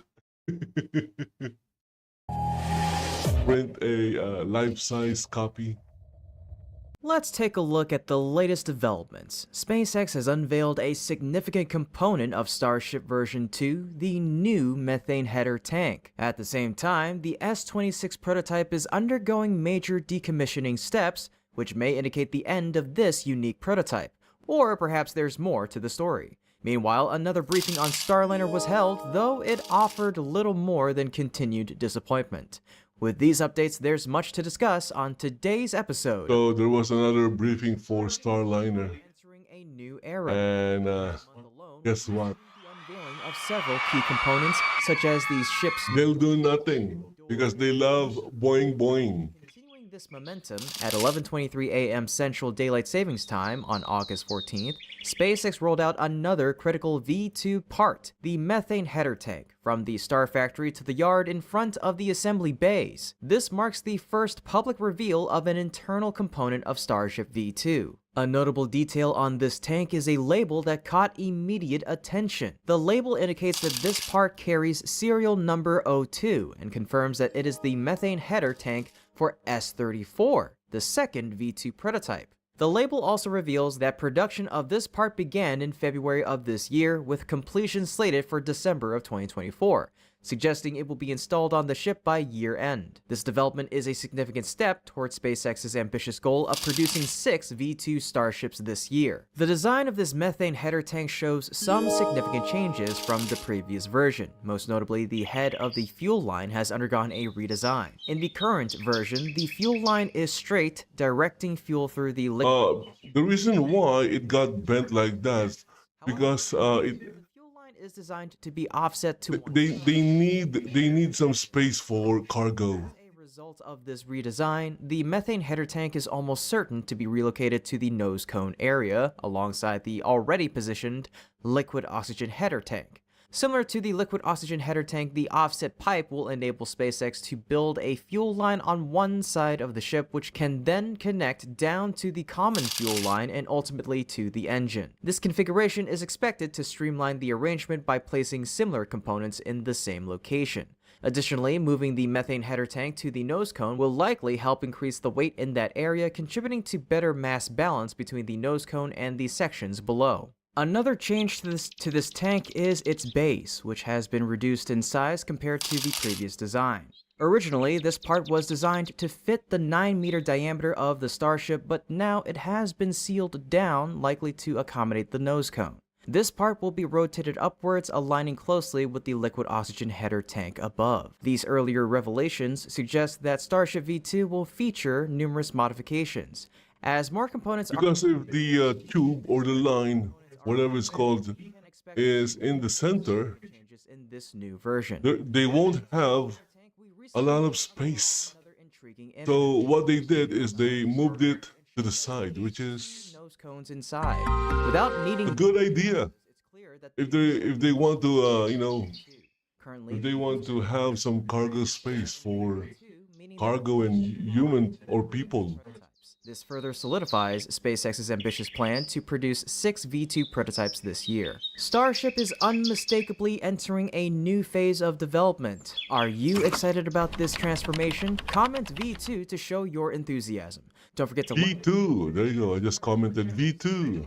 On SpaceX's journey, especially as we move into the V2 era of Starship. However, the beginning of something new often marks the end of something old. With the continuous release of V2 components, an older system, S-26, is nearing its final chapter. On the afternoon of August 13th, S-26 was moved from Rocket Garden to Megabay 2. The following day, it was lifted onto the engine stand and its 3 Raptor vacuum engines, numbered 202, 205, and 212, were uninstalled. By the afternoon, the 3 Raptor sea-level engines, numbered 193, 195, and 198, were also removed, leaving S-26 officially without any engines. With this latest development, it seems likely that S-26 will conclude its role in the Starship program. Although it never flew, S-26 has been a significant prototype for SpaceX, contributing to various tests, including the first trial of the new Flame Trench system at the Massey test site. There were hopes that it could evolve into a Starship tanker or even a Starship HLS, but with the imminent transition from the V1 era to the V2 prototypes, that seems less likely. However, there is an interesting, albeit unlikely, theory regarding this move with S-26. Some speculate that the removal of the Raptor engines might be a precursor to installing the newer Raptor 3 engines on this ship,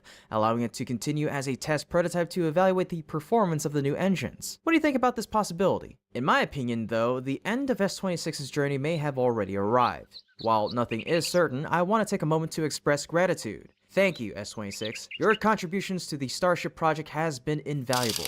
I hope you too will join me in giving a big thanks to this prototype. As SpaceX prepares for the V2 era, they're also ramping up efforts in other areas to support the next phase of development. Recently, an image surfaced showing that S-30 has been officially labeled with its ID name, signaling that it is fully prepared for the next stages of development. Both S-30 and its companion B-12 have successfully completed their respective tests. With inspections and preparations seemingly finalized, it's likely they will soon be rolled out to the launch pad. Following the completion of the chopstick system test and the catching test with B14.1. Once on the pad, they will be stacked and undergo the wet dress rehearsal test, marking the final step in their testing process. Afterwards, SpaceX will focus on final preparations and await the FAA's launch approval. Hopefully, everything will be wrapped up soon, allowing the flight to proceed in early September, as Elon Musk has estimated. Speaking of the launch pad, it's worth noting that SpaceX has yet to conduct the test with B14.1, but they have been diligently testing the chopstick system.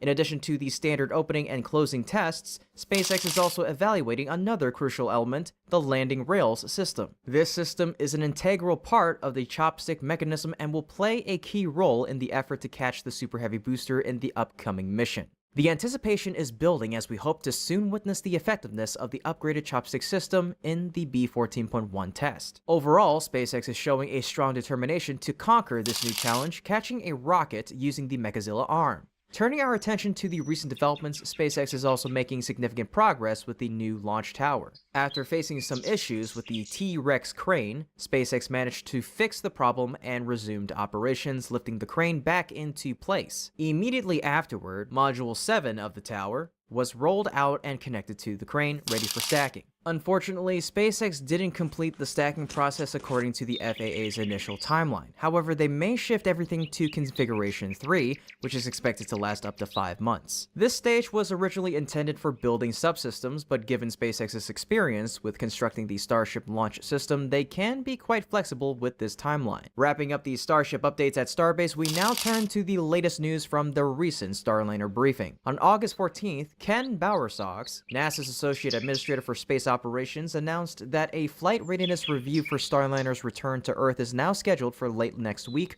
or early the following week, which would be the last week of August. This is a slightly later schedule than what was previously suggested during the August 7th briefing, where officials expected to make a decision by mid-August about whether Starliner astronaut Suni Williams would return on the spacecraft or remain on the station until early 2025, potentially returning on SpaceX Crew 9, which is set to launch on September 24th. This week will be crucial for NASA and Boeing as they continue testing and evaluation, particularly focusing on the RCS propulsion system. Bowersox mentioned, We've got some flexibility there. We need to maintain that flexibility so that we make sure that we're ready for the meeting before we have it. Right? We can juggle things and make things work if we need to extend, but it's getting a lot harder.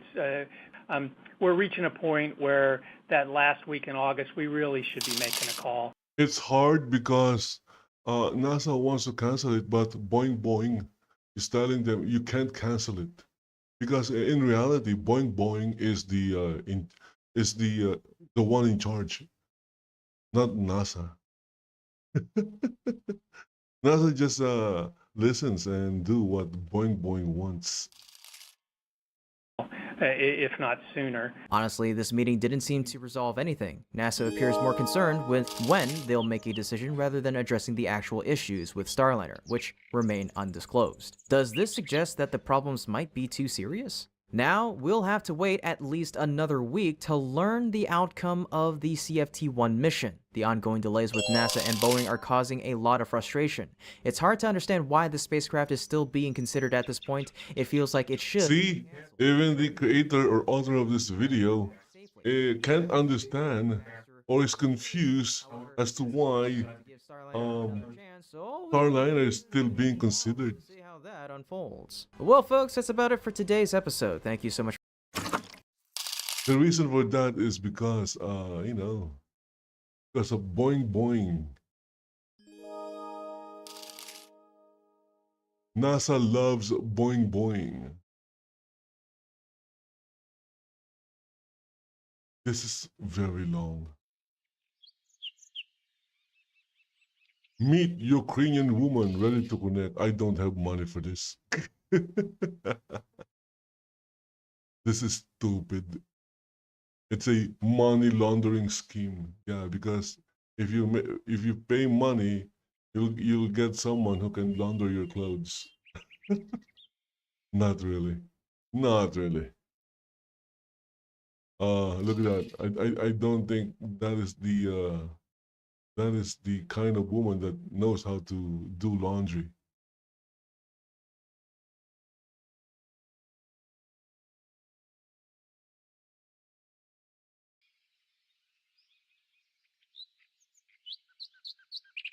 This is quite long, but anyway, I'm going to watch it. It's a podcast, so it's going to be long. Yeah. Are you really sure? Yeah. Really, really sure? Very sure. Positive? Maybe they're not sure. Good evening and welcome to Tucker Carlson Tonight, Middle Earth Edition.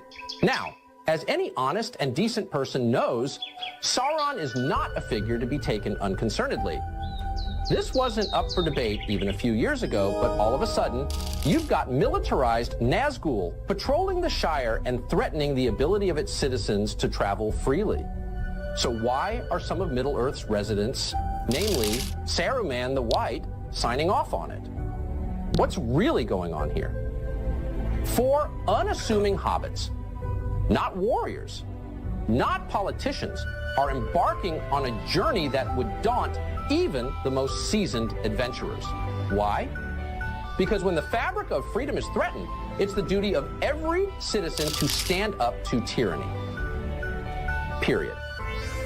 When did we forget how to say, well, actually, no, you can't just enslave the whole world. Sorry, that's not how things work. And let's be clear, these hobbits aren't delusional.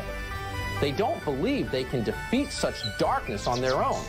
But we all get the sense that they understand that standing up to evil, no matter how insurmountable it seems, is what separates the moral from the cowardly. Anyone with a pulse and 2 brain cells can't help but feel inspired by a story like this. Courage isn't just a word. It's the pillar on which every civilization worth remembering. Obviously, this is AI generated. Oh my goodness, music. No music, please. That was slaughtered by an ice troll in the second age. But I do not like to talk of such things. And for you, Legolas, this is a new bow, so that you may kill a troll as quickly as I did, in under 10 seconds. And for Samwise Gamgee, rope forged from the hair of an ice troll that I killed many years ago. And for Frodo, the bottled tears of an ice troll. Did I mention I killed an ice troll many years ago? In under 10 seconds? Fare thee well, my friends, and may these gifts forged from the body of an ice troll that I killed many years ago in the second age in under 10 seconds. Fare you well. Okay, what is this? Oh, come on. Music, music, music, music, music, music, music. The problem is the music. I still don't know how they're able to, play music without getting a copyright claim. I love the Theoden male vitality stack commercial in there. That was golden. Patriot stack. I love it. I love it. Patriot stack. What's up? Welcome to the Nerdrotic Nooner. My name is Gary Beekler. I come from my mom's vagina. And what? Called the Nooner. Total accident. But everybody needs a nooner. What's up? Okay, so it only started. Of course, this is not live, it's recorded, but Nerdrotic is already lying. Obviously, he didn't. He wasn't born from his mother's womb. He was parted out by his father. I'm Chris Gore. I'm doing good, Gary. Good to see you both. You and X-Ray Girl with her X-ray specs. Not often you get to see her in glasses. I see everything with this on. Yeah, true. I can even see your monitor on your glasses. I like that Tucker Carlson. Like that was great. I've not seen that. That was awesome. I love it. You haven't seen that one? No. Oh man, I played that a bunch of times. That one's brilliant. I don't know why I missed it. And hello, wait. People. X-ray Hello. I'm excited for this week because I get to see aliens kill diversity. Wow. Well, I don't know. We'll find out. I haven't watched it That's yet. the selling point for Alien Romulus or Alien 1.5. Or can we get anything out of this franchise anymore in a time where James Cameron says he's going to work on another effing Terminator and told anybody geeking out over 4K to get out of your mom's basement? What a freaking idiot. I mean, those 5 alimony payments he has to push out must be just getting to him. Hail to the male feminist and 5-time divorcee, James Cameron. Story writer of Dark Fate, probably one of the worst desecrations of any lore I've ever seen. And we've seen a lot. Okay, so guys, I'll be right back. What dropped today? Go watch the Nerdrotic Nooner. I guess it's the real trailer, the real trailer. Gotten a couple. But I'll be back. I'm going to rewind it. That don't make any sense, and they're in the wrong time, and we have a bunch of people interacting with each other that never should have from the Lord. They're literally thousands of years apart, but they're all hanging out. Guy Ladriel going to war again. Where's Celeborn? Where's Celebrian? I haven't seen this trailer, so I'm not excited. We're going to see it. Apparently, Amazon is. They haven't in the past, but apparently they're hitting people who show the trailer. I say, bring that shit on. Bring it on. I'll beat you. I'll beat you. I will make it very transformative. And Chris will too. Maybe even X-Ray Girl. We'll pause. every 5 seconds. We'll pause and cringe. Yeah. I'm sure. But yeah, and then a Kraven the Hunter trailer came out. I don't even know if we could show it. It's pretty gory. I don't know if they showed it as a red band, but yeah, YouTube doesn't like the blood. But that came out. The much anticipated Kraven the Hunter film that's been delayed like 4 times. It's coming out this Christmas. And Chris has seen Alien Romulus. He will give you his spoiler-free general. We can't even call it a review. We'll call it a reaction. Yeah. We'll call it a reaction. Yeah. A reaction. And then give you what? I'll give you that, Gary. Oh, it's coming. Sorry. I'll give it to you. Ooh. I'll give it to everyone. Wow, he's a married man. I was watching Daily today, and I couldn't believe what I was seeing. Apparently, and this is tragic, some poor woman was eating at Disney World, and they put peanuts and something in her meal, and she specifically said, "I am deathly allergic to these." She dropped dead after eating it. They sued Disney, and I cannot believe this is real, because her husband signed up for Disney Plus. There's something in the fine print that if you sue Disney, you have to go to their arbitration. Yeah, I was watching, or I was listening to Daily on my daily walk, and I could not believe it. That should be a huge story. I cannot believe that, because no one reads TOS. No one reads terms of service ever. Anyone ever. You skim it sometimes because they make you scroll to the bottom. But if they are going to overreach with that, and this woman, from what I understand, they said, a lot of restaurants have the allergy-free menu. Yeah. She ordered the food and died. And this is the humiliation. They're putting this poor widow through, this man. Like, it's disgusting. I mean, if you don't already have enough reasons to dislike Disney, this is another one. This is the entirety of why they jump on this DEI, diversity, globalism train, is to deflect from the evil things that they do. Right. Aside from covering up Chadwick Boseman's face on the poster for Black Panther for China, or shrinking Finn and the Force Awakens poster for China, thanking a fucking concentration camp in China in their freaking movie that's still there on the credits. But no, as Bob Iger says, he is fighting a fight that's more important than what Martin Luther King and Malcolm X were doing in the 60s. This is a much more important fight. This isn't political, according to Bob Iger. It's about right and wrong. It's about right and wrong. Please don't look into who we do business with to make our merchandise. Please don't look at the 4-year-old girl chained to a table, making a Mickey Mouse t-shirt, getting a penny a day. Please don't look at these things. That's why these companies do this. They don't care. They never have. They don't care about your cause, by the way. Any person, any group of a community out there who thinks Disney is championing us, they will drop you like a bad habit soon as they seem it feasible for them economically. They don't care. Never did care. And now this happens. Like, I have to look into the details. They did a great job on Geeks and Gamers Daily cover it. I'm just like, this needs to be, if this is true, this needs to be much bigger news. This needs to be all over the place.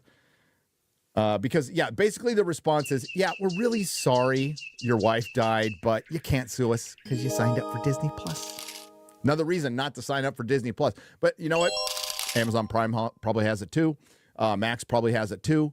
You know, I call on the power of internet autism to go look and find through the fine print if any of these things are there. And it can't be legal. I know in some states they do they do limit what you could put in fine print. I don't know if it's every state. You know, I have no idea. I'm not a lawyer, so I don't know. But we'll definitely look into that because that is insane. I put the link in the private if you want to look at the story. It's from BBC.com. Yeah. But they're using the term. This could then apply to any death. Like if this is the barometer, this is any death, right? Remember, Chris. Crazy. Remember, up until recently, there had never been a death at Disneyland. Did you know that, Chris? Correct. Never, ever. Except for all the deaths they covered up. Except for the woman's head that they found at the bottom of the Matterhorn. You know, there's a book on that. Somebody sent it to me too. There's an old book on all the dark side of Disneyland. This is from back in like the 90s or something like that. So this is Disney. D+ terms prevent allergy death lawsuit, Disney says. Right. Disney says. And did nobody think that optically this might not look very good? I mean, just fucking pay the man. Yeah. Just pay the man. This is going to cost you. Or it's unless, well, I mean, this is the problem when you have an entertainment company in charge of lots of information. It's not just entertainment, folks. It's information. They own ABC. They own ESPN. These are all, even one is sports. Sports has definitely been used as a political tool of propaganda. ESPN has. ABC, same thing. This is the problem you have when you have these giant corporations that can protect themselves quite easily. Disney is arguing a man cannot sue it over the death of his wife because of the terms he signed up for a free trial of D+.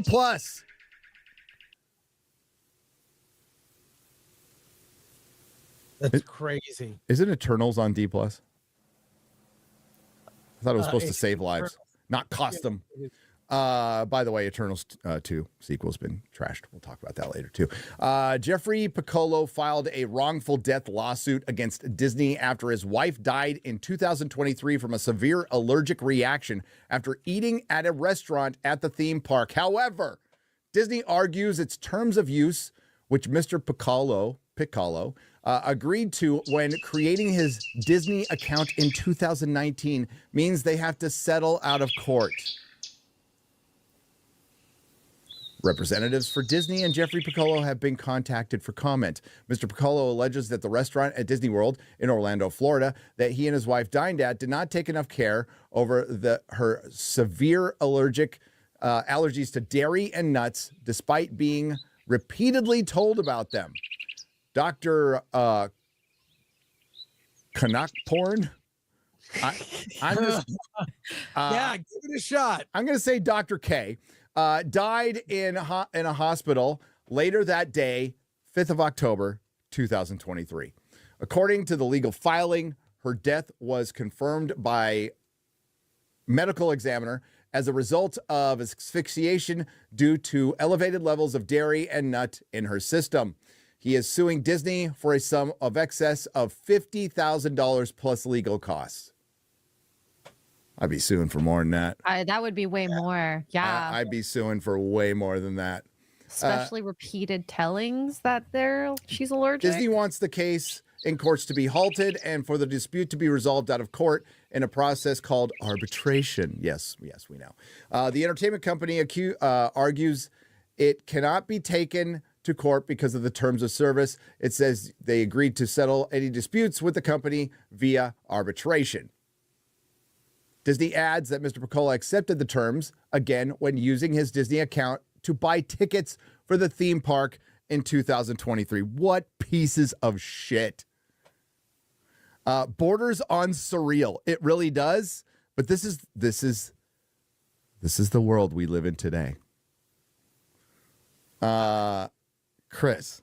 Well, you remember, this is not the first time they've had these. Do you remember when this is in the 90s, they were suing like preschools that had a mural with like Disney characters? Yes. Do you remember that?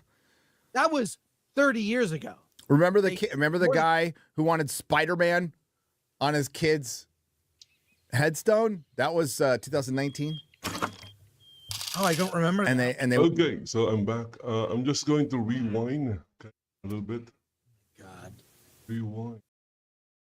EI, diversity, globalism train is that's the selling point for Alien Romulus or Alien 1.5, or can we? Because I went down and made myself some juice because it's super hot. Effing Terminator. And told anybody geeking out over 4K to get out of your mom's basement. What a freaking idiot. I mean, those 5 alimony payments he has to push out must be just getting to him. Hail to the male feminist and 5-time divorcee, James Cameron. Story writer of Dark Fate. Probably one of the worst desecrations of any lore I've ever seen. And we've seen a lot. We've seen a lot, including what dropped today. The Rings of Power, I guess, is the real trailer. The real trailer. Gotten a couple.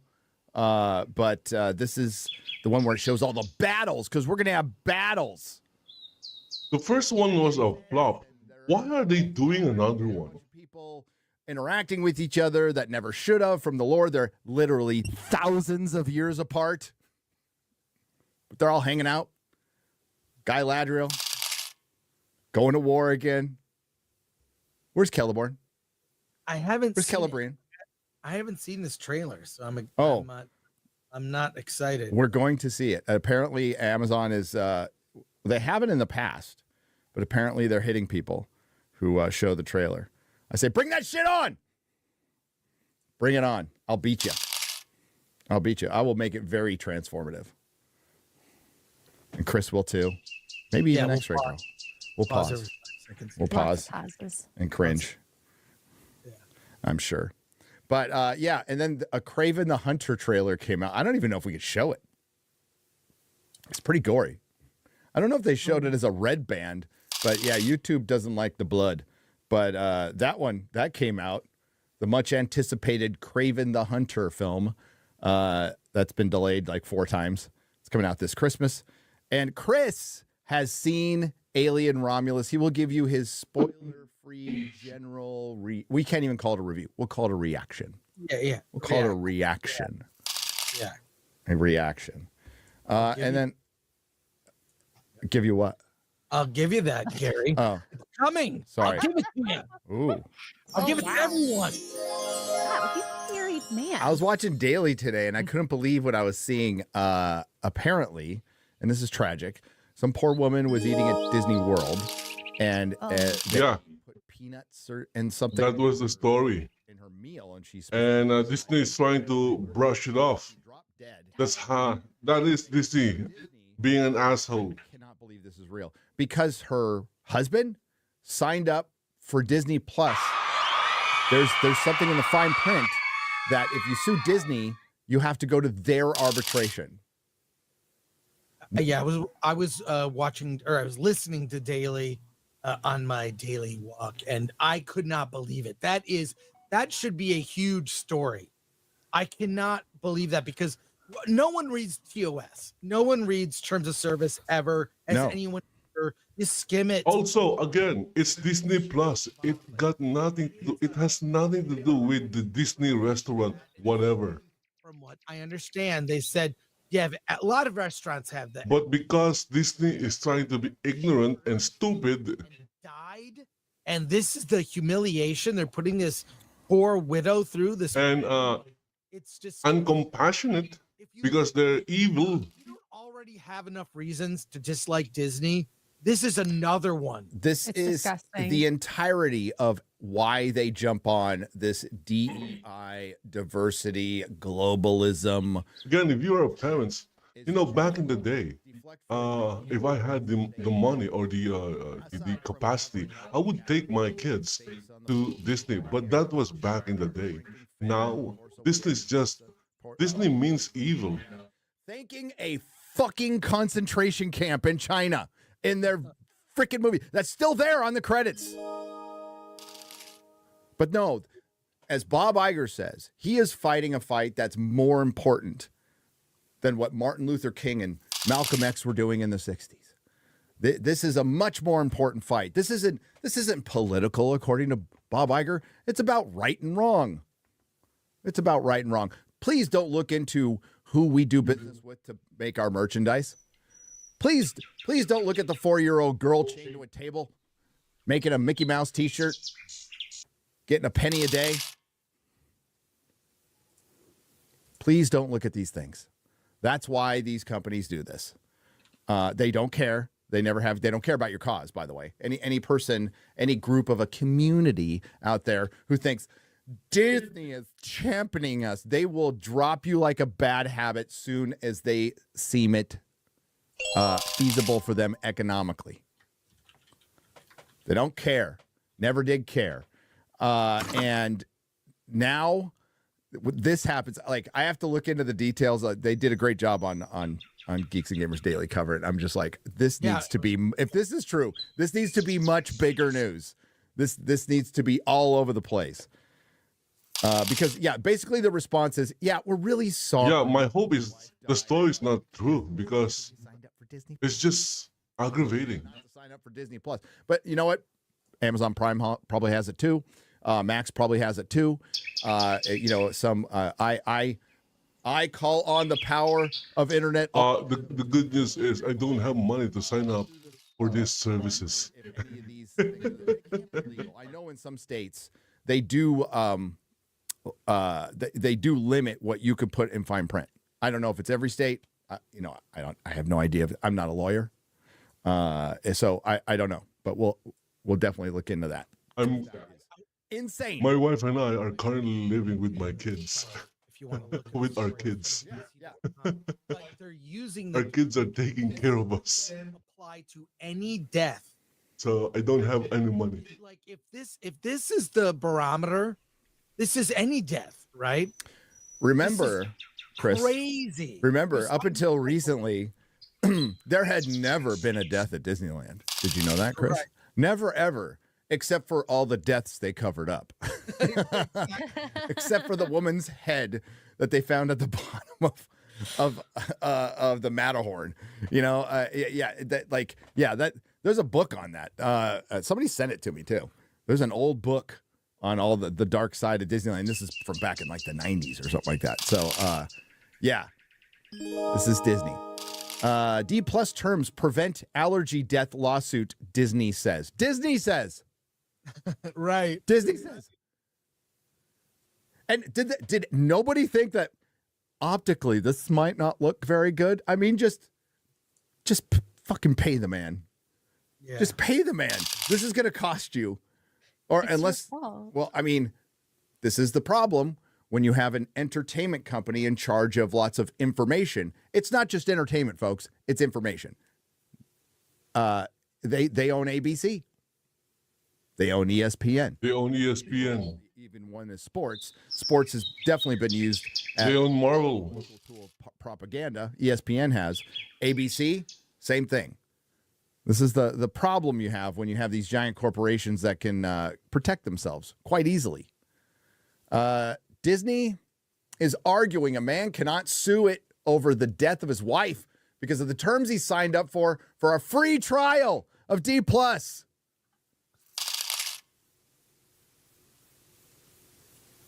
That's crazy. Isn't Eternals on D+? I thought it was supposed to save lives, not cost them. By the way, Eternals 2 sequel's been trashed. We'll talk about that later, too. Jeffrey Piccolo filed a wrongful death lawsuit against Disney after his wife died in 2023 from a severe allergic reaction after eating at a restaurant at the theme park. However, Disney argues its terms of use, which Mr. Piccolo agreed to create his Disney account in 2019, means they have to settle out of court. Representatives for Disney and Jeffrey Piccolo have been contacted for comment. Mr. Piccolo alleges that the restaurant at Disney World in Orlando, Florida, that he and his wife dined at did not take enough care over her severe allergies to dairy and nuts, despite being repeatedly told about them. Dr. Canuck porn. I'm just, yeah, give it a shot. I'm going to say Dr. K. Died in a hospital later that day, 5th of October, 2023. According to the legal filing, her death was confirmed by medical examiner as a result of asphyxiation due to elevated levels of dairy and nut in her system. He is suing Disney for a sum of excess of $50,000 plus legal costs. $50,000 is I'd be suing for way more. That is not a lot of money for Disney. Seriously, She's allergic. Disney wants the case. This is why Disney is evil. That was just $50,000. The entertainment company argues it cannot be taken to court because of the terms of service. It says they agreed to settle any disputes with the company via arbitration. Disney adds that Mr. Piccolo accepted the terms, again, when using his Disney account to buy tickets for the theme park in 2023. What pieces of shit. Borders on surreal. It really does. But this is the world we live in today. Chris. Well, you remember, this is not the first time they've had these. Do you remember when this is in the 90s? They were suing like preschools that had a mural with like Disney characters. Yes. You remember that? That was 30 years ago. Remember the guy who wanted Spider-Man on his kid's headstone? That was 2019. Oh, I don't remember. And they wouldn't let him. Wow. It's just here's what's horrible about this. We've all, if you signed up even for the trial and never paid, you agreed to these terms. That means everyone is going to have to abide by these terms if anything happens with Disney. It's horrible.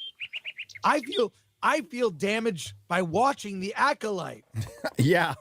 I want damages. I want reparations for watching The Acolyte. Sue them for wrongful death of Star Wars. That's yeah. I've kind of beat that to death with a trial and then a funeral, but we could take it further, maybe a lawsuit. I got a video coming out in a month or two about all that. Yeah, I do. You know about it. Oh yeah. You're going to be one of the brain trusts that I will be using. But this is Disney. You're right. Somebody brought up the poor kid and the alligator, which is just, I don't even like thinking about that. That's horrible. Yeah, that is a nightmare. It's the only thing I fear is something happening to my kids and nothing else. Yeah. Well, there's a really easy way to do that. Don't take your kids to Disneyland or Disney World. Just don't. See? That is also my sentiment. Strange in the sense that like I never take your kids, your family, to Disneyland or Disney World or any place Disney. Your child going through that kind of pain. Yep. It's horrible. Holy crap. Okay, so Mr. Piccolo's lawyers called Disney's argument preposterous and it says inane. I would say insane. Yeah. I would say insane, but it says inane. They say Disney's case is based on an incredible argument that any person who signs up for Disney Plus account, even free trials that are not extended to beyond the trial period, will be forever waived the right to a jury trial.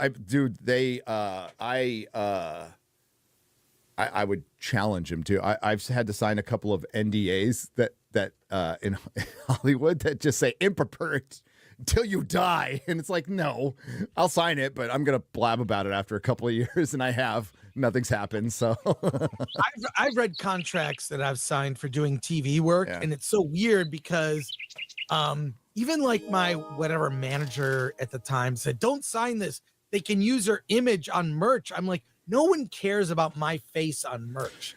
I don't care. But they say in the known universe, like they mention platforms, and like I will challenge that in court, by the way, because of CERN, but go on. Yeah, but they say platforms and platforms not invented yet. So it's like DVD, Blu-ray, and anything else they might invent, like any other platform.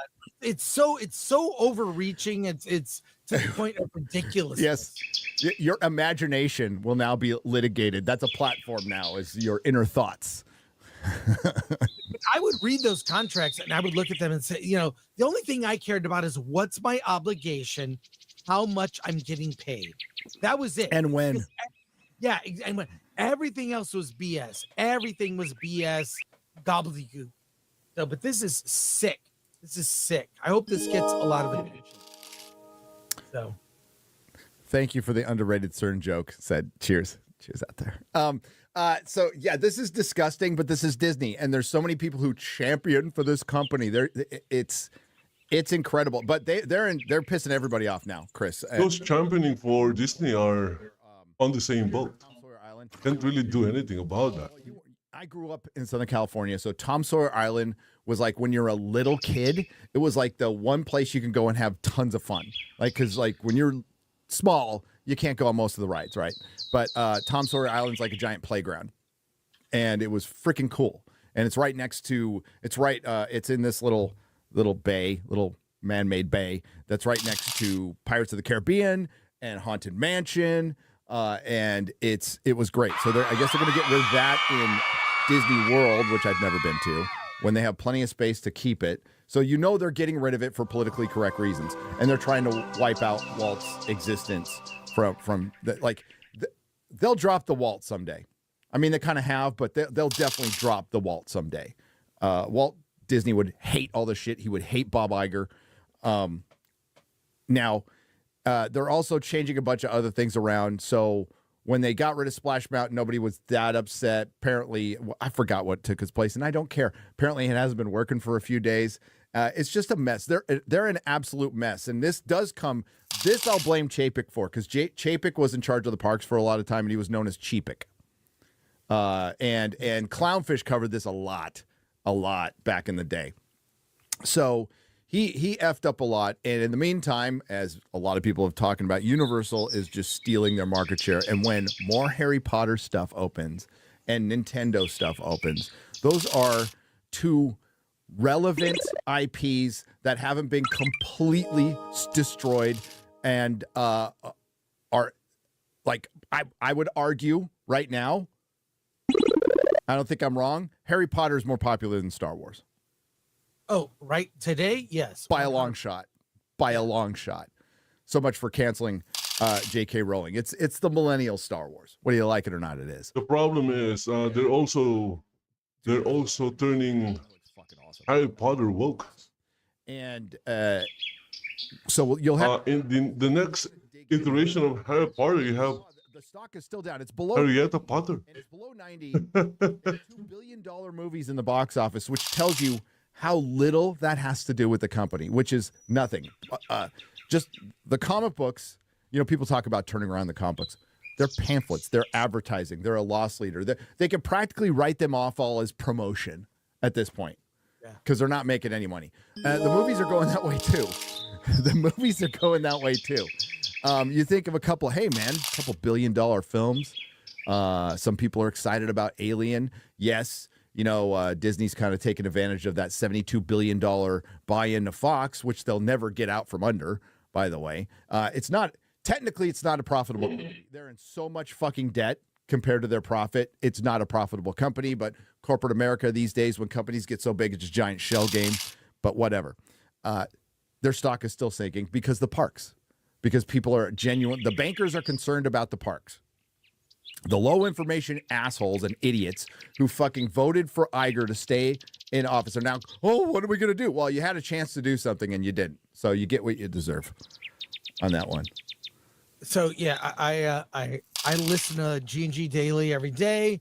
I get Jay. He's really good at the park coverage. Yes, he is. Gotta give him credit. And the incompetency across the board is turning Disney parks into the next Six Flags, which, if you know Southern California, Six Flags is considered like the ghetto theme park. It's super ghetto. Like, there's always fights breaking out. The rides are not reliable. If you go there, there are drunken high people. I mean, Disney is going that way. And it's just, and there was a time more people wanted to go to Magic Mountain than Disneyland when you were you were a teenager, because it had scary rides, right? Yeah. So, and we're talking in the 80s when the scariest ride at Disneyland was like Space Mountain, you know. Yeah, so this is you see constant across the board. Rides break down, bad customer service, just horrible experiences. And this will only add to that mountain. Now, let's put this in context to what just happened last weekend, D23. Oh, yeah. Wait. I have a sound effect for that, Chris. Hang on. Okay. Yeah. I was there, dude. Okay, so, by the way, FNT was amazing. Thank you. FNT. Kurt Metzger was off. He was I amazing. love Kurt. Kurt is the man. So good. And I was like, there was a chance you were going to have me on like from the floor of D23. You made the right call. There was nothing to see here. It was no crowd. There was no crowd. I don't know if you saw my take down the article. Like, I mean, nothing going on. It was sad. And then Alan went back on for Saturday. Same thing. No crowd. So they should have gotten a bump from all the announcements. Yeah. Everything was going on. It's like a candidate after a political convention. You get a bump. After an announcement, you get a little bump. No bump. And then you don't give an interview for 30 days. Oh, sorry. Yeah, go ahead. Yeah, that's normal. No bump. No. bump. This is why it was so funny. I actually thought Campia was trolling. Okay. when he put up a live stream that said D23 embarrasses Hall H. I'm like, come on, you're trolling, buddy. You got to be kidding. In a year filled with repurposed shows, prequels, and sequels, what did Disney announce, Chris? I mean, not much. Repurposed shows, prequels, and sequels. Toy Story 5. We're going on grandchildren now. We're going on like a third generation of kids with these toys. Oh God. No, it was sad, really, and the fact that the stock is a reflection of confidence. Confidence, yes. Right? The stock price, and in spite of two big wins, Inside Out 2 and Deadpool and Wolverine, there's no confidence in the future. No, that's why the stock price is in the 80s.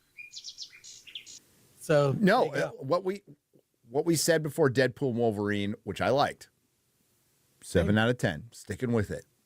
But over time, it'll be seen for what it was. It was just a gimmick, but it was a gimmick done well because Ryan Reynolds and Hugh Jackman, they carried that movie on their back.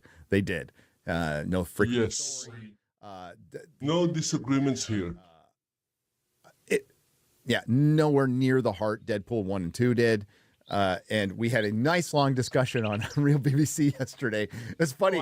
We didn't talk about anything in the title of the live stream. That was a great discussion. It was like an hour and a half long. And it started when Mahler said it was Ahsoka was better than Deadpool and Wolverine. I was just But he was trying to talk about a specific episode, and we had a great discussion about it. We won't get into it. It was fun. Go watch it later. It was a nerd discussion. That's like straight up what I used to do every day in my comic store. I used to referee that stuff, and like I said before, I was really bad at it. But yeah, Inside Out 2, which is a big hit. It's got lots of legs and everything. You don't hear a bunch of people talking about it, but that's kind of normal for a kids movie. You're not. If it's a good kids movie, it's the family went, we had a good time, we had some popcorn, we'll get it on DVD and we'll show it to them later, maybe, whatever. That's what a Pixar movie is not supposed to be. It's not supposed to be talking about gender or after school special about, menstruation or whatever the fuck. That's not what a Pixar movie is supposed to be. It's supposed to be just fun with the family. And that's what we talk about mainly when we stay in like our lane. When we're talking about tentpole, big budget movies, I have no qualms criticizing a billion-dollar multinational corporation that spends hundreds of millions of dollars that could feed a lot of kids in Africa. Am I right, Red Letter Media? Fucking up 3 Ways to Sunday and Easy Lay, like Star Wars and Mad Max, and it's phenomenal that they continue to fuck up this much. It's incredible. It's unthinkable that James Cameron comes out and says, I want to make more Terminator after Dark Fate, a story that he wrote. That first 5 minutes where John Connor gets murdered is his idea. Was his idea. Bad idea. It was a bad idea. So we see this continue. They just continue to fail. So like Marvel, they got a hit. It's $1 billion. Congratulations. They go out in Hall H and they do the very safe thing, but it's not the dumb thing. It really isn't. It's the best they can do within the parameters that they have put themselves in. Let's just get the Russos back and RDJ. Let's stop the bleeding, and then maybe later we can regroup. Because the problem is when you play the game of identity politics, it's kind of like the saying, you can vote your way into socialism and communism, but you can't vote your way out. So you've played these identity politics games. You've played these DEI games where you've already had these rules on the books, on your own websites. You're putting You can't get out of communism without a bloody revolution. Laws are fucking changing because of this in California. It's ruining business. It's ruining small business. It's ruining ruined government. It's ruining our schools. It's ruining everything in the fabric of our fucking culture. All right. And it was all driven by money, by the way. They thought this was the best way to go. But they can't get out of it now. And like the market should decide this shit. And that's what's been different between from 2016 to now. What's been different is before the market would decide. We talked about Spider-Man 3, which people look back on a little more fondly at the time. But it made the most money of any Spider-Man movie at the time. And they got rid of Raimi and Tobey Maguire and reboot because of the fan reaction. Batman versus Superman. Didn't make $1 billion, should have. But it made $800 million. It made enough money to still exist. They found an excuse to get rid of Zack Snyder. Again, doesn't matter if you make the money. We're looking at dollars and cents. They would listen to the market. They wouldn't always mostly make the right decision, but they would still listen to the market and stop. Star Trek Discovery should have been canceled after the second season. Alex Kurtzman should have been kicked out. But there was all this. It didn't need to make money. It just needed to be on a platform. And Alex Kurtzman gave them a hit with another repurposed show, Hawaii Five-0. So they kept him around to just drive it into the ground. They don't always make the best decisions, but they used to listen to the market. Doctor Who should have been canceled a long time ago. And it almost was. It should be canceled now, but they won't. Marvel should absolutely axe Agatha. I know there's people I like out there who said the Thunderbolts trailer looked good. I was in Hall H when they played it. It was garbage. It's out on the internet. You can see it. It's garbage. Yeah, it was not good. I thought it looked like a TV show. It did. It was. It looked like Agents of Shield, but not as good. Yeah, dollar stores, Suicide Squad. Yeah, that's it. Captain African American didn't look good. There was people screaming and hollering, but the enthusiasm went way up when the Russo brothers hit, right? Yes. And honestly, with the Fantastic Four footage, people responded to that pretty well because they kept out female Silver Surfer. As soon as that pops up, that's going to be a problem, but I digress. So yeah, they at least recognized there was a problem. For all the people who say, well, Marvel's had hits, you're full of shit, you don't know what you're talking about. Why did they cancel the Eternals? Why are they not going to pick up Echo? Why are they not fast-tracking a Shang-Chi sequel? Anything from Phase 4. Why aren't they fast-tracking it? Why did they bring back the Russos? Well, it was over Jonathan Majors. They could have recast Kang. It's easy. They've recast Rhodey. Yeah, it'd be very easy to recast Kang, but they saw a way out and to bring in Doctor Doom, which, some of us were making videos a long time ago going, why do we have America Chavez? Why are we introduced to Echo? Why are we introduced to Miss Marvel, like the 5th or 6th derivative character from Captain Marvel? Like, why do we not have Namor? We still don't, by the way. We still don't. Not Namor. Why don't we have the Silver Surfer, Norrin Rad? Why don't we have fucking Doctor Doom, the biggest villain in all of Marvel? It's not Galactus. It's not Thanos. It's fucking Doctor Doom. So that's a smart move. And they needed to make some waves. Not saying it's the best decision, but they made one that wasn't Leslie Jones as Doctor Doom, which was kind of the biggest surprise for me. So that would have been great. Leslie Jones. Yes. Dr. Doom. So we have one subsidiary because they were forced to, and it's the biggest franchise in Hollywood right now, kind of changing. But it's not going to be enough, Chris. You talked about The Purge. The Purge that happened at Marvel. All of Hollywood needs to be purged. Like, for this to change, every corporation needs to go through what Twitter went through. It does. It's so poisoned at this point. And even if they, like, things were definitely changing, Chris. They were like, some aspects of Hollywood were recognizing what's going on and wanting to change. Here's the big problem. We're in election year now. Mm-hmm. Yeah, so they're going to take a few steps back, I think. Well, hopefully I'm wrong. For now. Then we'll see. Look, I mean, no Eternals 2, no Shang-Chi 2. Even though they had, like, tags and endings for all those movies. I mean, I was joking they should have that character from Luis from Ant-Man just explain all the loose ends in some funny montage. Because there are so many dumb loose ends, and I don't know that anyone cares. The biggest one at the end of Ant-Man with the Coliseum of Kang, right? Like, they're gonna get killed off screen. Yeah, I mean, like, you're right. They could have recast Kang and gone with that plan. They realized what they were leading to, which probably involved all those loose ends and all those characters. No one was responding to these characters. They could have dealt with that in Deadpool and Wolverine and just had Deadpool drop a bomb on the Coliseum of Kings. Right. Problem solved. Kill them by mistake. They didn't mean to. They redirect a missile into one of Doctor Strange's sling ring portals, and then he's all oops, and it goes and blows up the Coliseum of Kings.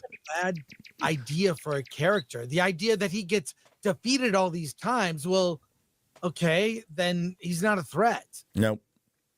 It's they've reprioritized, and they tried it. It didn't work. Phase 4 was an experiment that didn't work. The good thing about Marvel, I think, is there were some people there that recognized it didn't work, but it's so hard to turn. You're planning so far in advance. Like you're planning a decade in advance, and things will change. You can't just pivot quickly. Although they should have recast Black Panther. All due respect to Chadwick Boseman, that Black Panther 2 was so awful. It was so bad. And embarrassing. It was freaking embarrassing. Yeah, the problem is they can't pivot. It's the structure's not set up to pivot, and that's gonna be the end of Hollywood. So the only way you can pivot is you bring down your budgets and you just be more patient.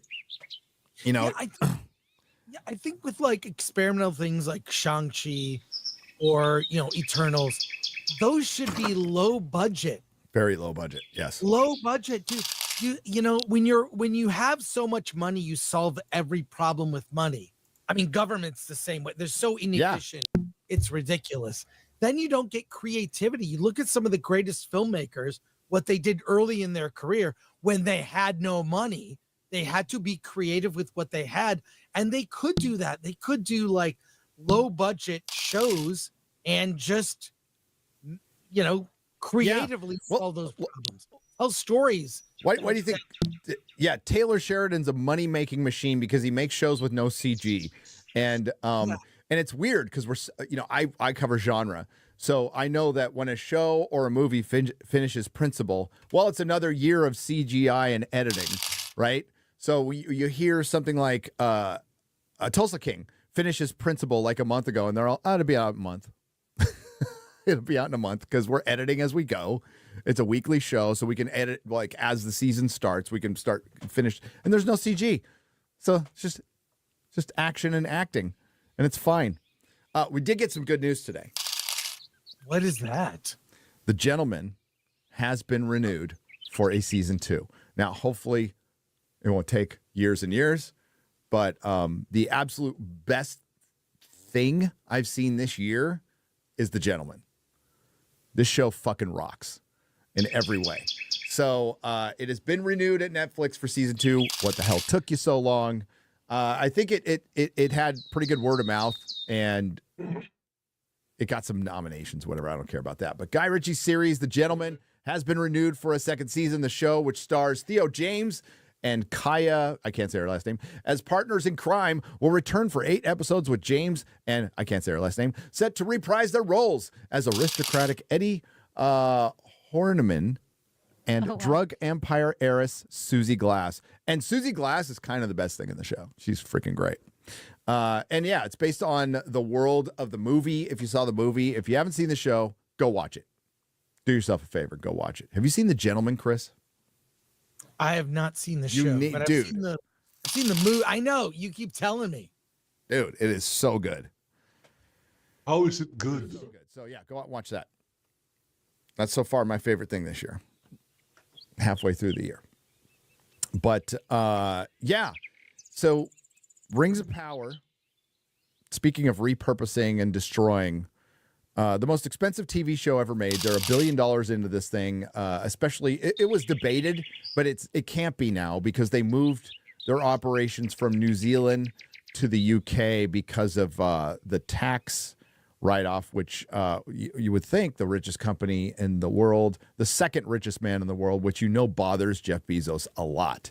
I would argue he would still be the richest man in the world if he just didn't release the Rings of Power. He would have saved all that money, and you would be richer than Elon Musk, but you're not.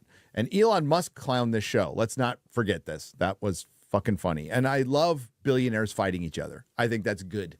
I hate it when they're in lockstep. That's bad. Bilderberger bad, fighting billionaires good, okay? Trolling each other, memeing each other. I mean, it almost makes him human. So let's support that. So yeah, Rings of Power, covered it extensively on this channel. I initially was excited when I heard that we might be getting a Second Age show. I'm like, ooh, what part of the Second Age? Fall of Numenor, the Forging of the Rings, the War of the Last Alliance. Those are 3 big ones. The Fall of Region. Those are big ones. But yeah, like you could do an anthology. You could do like a series on each thing. No, they decided to just put them all in a blender, make up a bunch of characters, tell Tolkien to fuck off, and made their show. And I have a video that came out, which I 100% stand by. I actually could add to it at this point, called The Rings of Power, The Making of a Disaster, where I spoke to some people, and they told me kind of like what was the roadmap of this disaster. And the fundamental part of this roadmap was disciples, offspring, spawn of Jar Jar Abrams, producer Lindsay Weber, Patrick McKay, and J.D. Payne, who are just yes men, happy to get a job because their only credit was a bad Star Trek script. Partial, by the way, Star Trek Beyond. Although they had worked for Bad Reboot, in their own words, for 10 years and worked on a lot of scripts, but never did enough to get credit. According to the people I talked to, they were very happy to be rid of Lindsay Weber. They're like, oh, that's a shame you got to go to Amazon. Don't let the door hit your ass on the way out. And that was from Jar Jar. So, and she is the one who has famously said that Lord of the Rings needed to, the fantasy world meticulously created by Professor Tolkien over the course of his life, needed to reflect the world we live in today. No, it doesn't. That's what she said. That's what she said. That is just stupid. And this one's about battles, guys. Because the biggest criticism of season 1 wasn't the complete desecration of the lore, the made-up characters, the nonsensical dialogue that that was a great argument for AI writing, and the pure intersectionalism of the whole entire thing. No, is you needed more battles. Remember, we got an origin to a geographic location. We got the origin of a metal. I hope we get the recipe for lambus bread, like who created it. As I said in my video, I'm pretty sure it's going to be the first lesbian of color elf. Why not? There are dark elves. But in this trailer, which I scanned, there's already repurposed shit. Really? It's all repurposed. So they only have the rights to the appendices, which others have pointed out, by the way. I'm not the only one who's pointed all this stuff out. Well, this Ring of Power story is not canon. Pretty freaking well. There's no question what order they were made in or anything. So they had the rights to that and fucked it up completely. Now, mind you, this takes place over the Second Age, which was a long time, thousands of years, thousands. So as we go over the trailer, I'll tell you like how. Also in thousands of years, their technology and science and magic never progressed. What were they doing in all those thousands of years? Just having sex. My goodness. For example, let's compare it to real life. You know, it has been like over 2,000 years since the death of Christ and resurrection of Christ. Back then, there were no electricity, but fast forward 2,000 years later, we now have like the internet. So in the world of the Lord of the Rings, thousands of years passed, they never made any progress. What were they doing? This is a world with magic. Imagine if in our real life magic exists. We could be exploring further out there in our galaxy, because people will find ways to combine technology and magic and utilize it, magic and science, and utilize it better. Anyway, far apart. I'm just surprised that you don't need to make up characters. In thousands of years they never made progress. Lack of characters in the appendices. Let's go.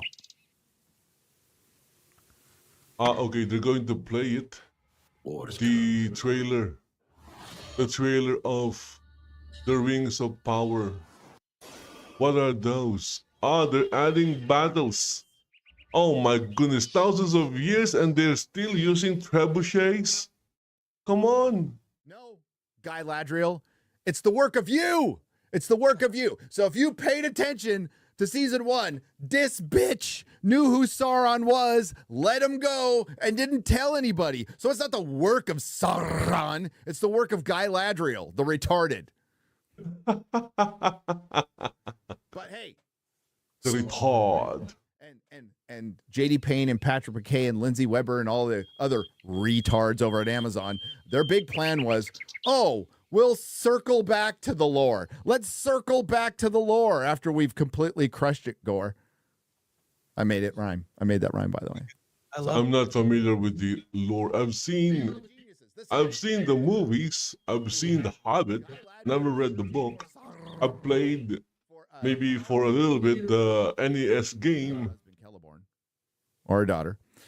Without a map. It was a weird game. It was, a role playing. It was an RPG, but back then it was weird to me because it was different from the JRPGs that we were playing. It was so dumb and random. I'll just say, look, I am a normie when it comes to Lord of the Rings, okay?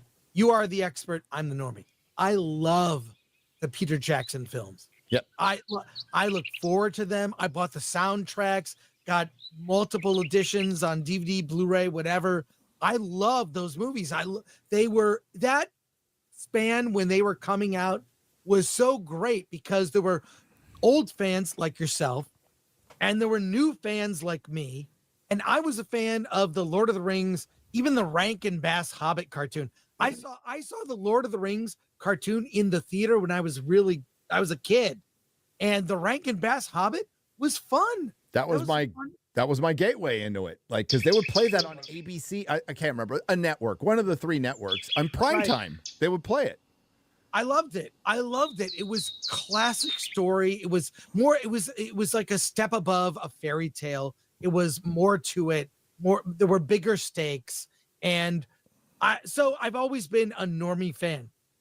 This series, The Rings of Power, holds no interest for me. And I think I'm a good barometer. I don't know any normie people talking about it. That's what would the Peter Jackson Lord of the Rings movies have been as popular if normies weren't into it? Do you think? No. Like, they made it palpable to normies. I remember the first time I watched Fellowship of the Ring, I was behind a hardcore Tolkien fan and hated it. I'm like, really? Yeah. I mean, like, I thought that was really good. The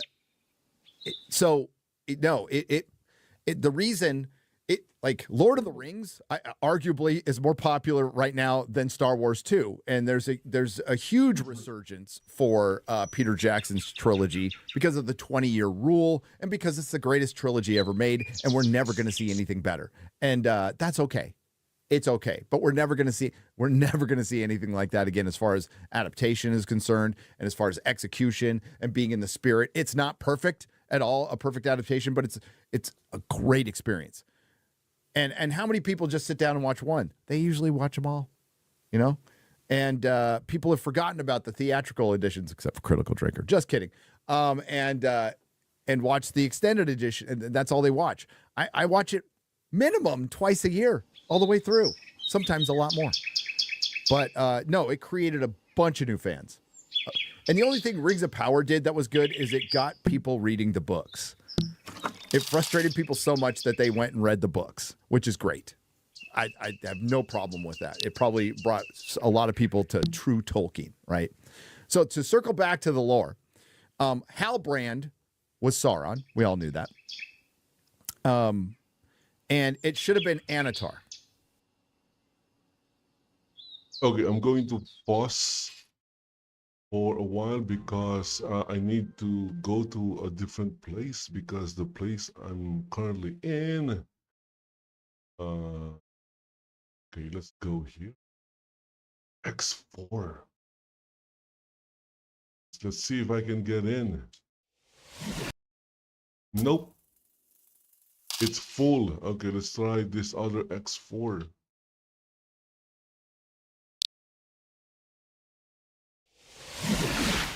I hope it's not full. Yes. Okay, I got in. Okay. Where is the darn thing? Let me, oops.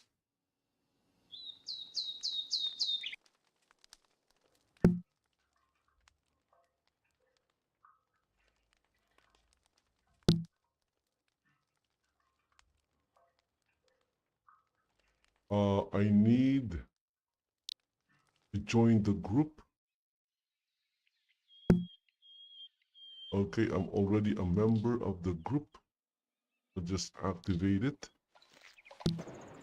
And there you go, X4. Did I make money? Make money. It's a money world.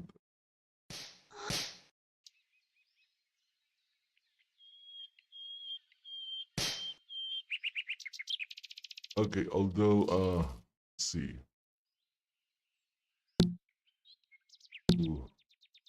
Make some adjustments, I think. I don't know. You said goodbye. Just let me know you didn't go forever. My love. Please tell me why. Okay, what's happening here? Save preset.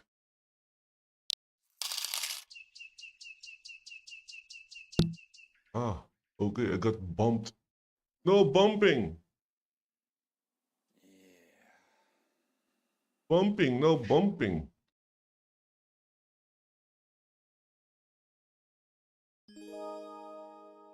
Okay, so because I changed the view, now I'm not centered. Ah, I have to center the screen again.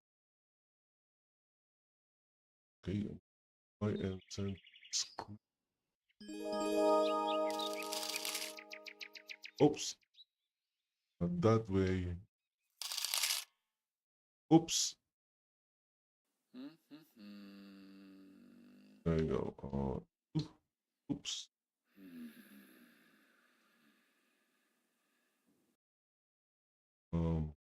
X.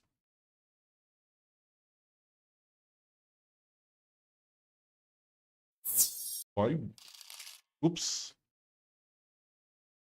7. Oops. 8. Oops. 0. 6.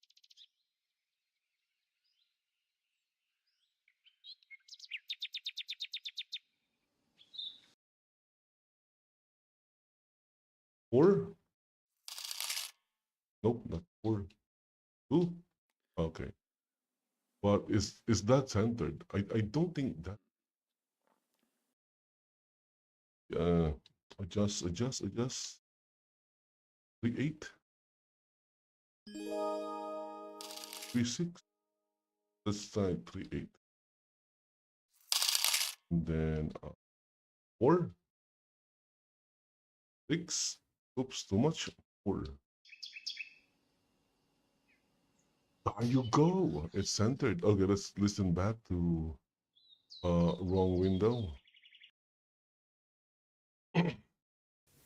And this all of this nonsense, I want to hear. Hi King Feanor, Alpha Chad out there has been talking about this on Twitter. There was never this paranoia about Sauron. There was never like, Sauron's coming. He's the boogeyman. Sauron.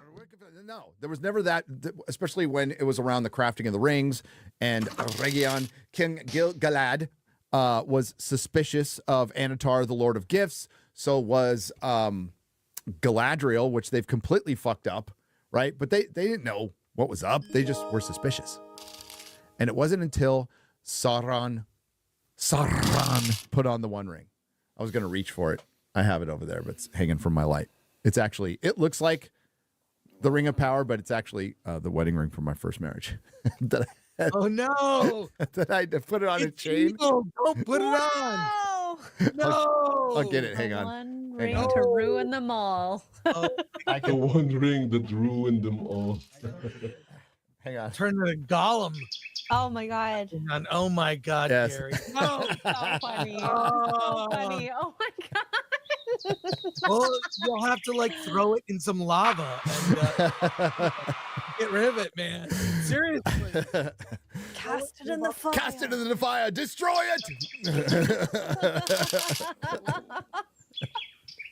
it. Anyway, so they're circling back and they're trying to fix it. Which they have already fucked up. Which they have already completely fucked up. So their big fix was, instead of getting another actor, which would have been the smart thing to do, if you really wanted to do, it's dumb anyway, but you get another. No, they throw a wig on the actor who played Halbrand and who hung out with Celebrimbor the whole time, and he's like not going to recognize him at all. It's simply retarded. So here it is. Here's Sauron.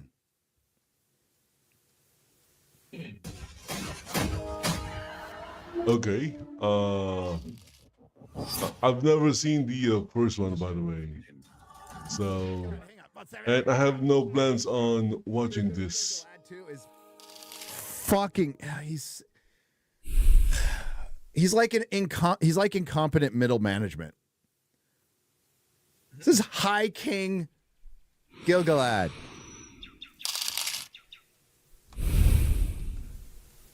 But he's all fucking. I can't stand it. Sorry. Please continue. Once the deceiver obtains a being's trust. Why is it choppy? Canadian internet's kicking in. Stop. The Canadian internet is kicking in. It's true. I'm gonna see if there's a way I can share this. Hang on. Maybe Chris can. Put the link in the private It's in the chat. private chat. Yeah. Okay, hang on. Starlink. I actually did look into it. I have to set it up.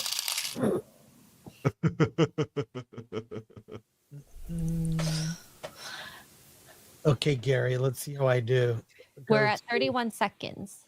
31. And then full screen it. Okay. There we go. Thanks, Chris. Okay, All right. tell me to pause. All right, go.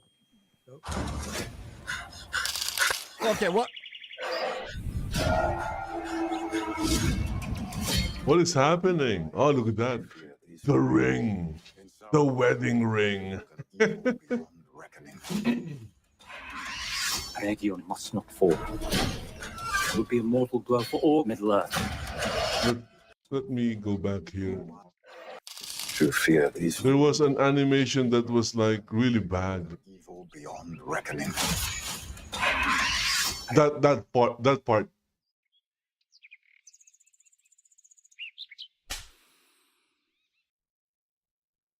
This part.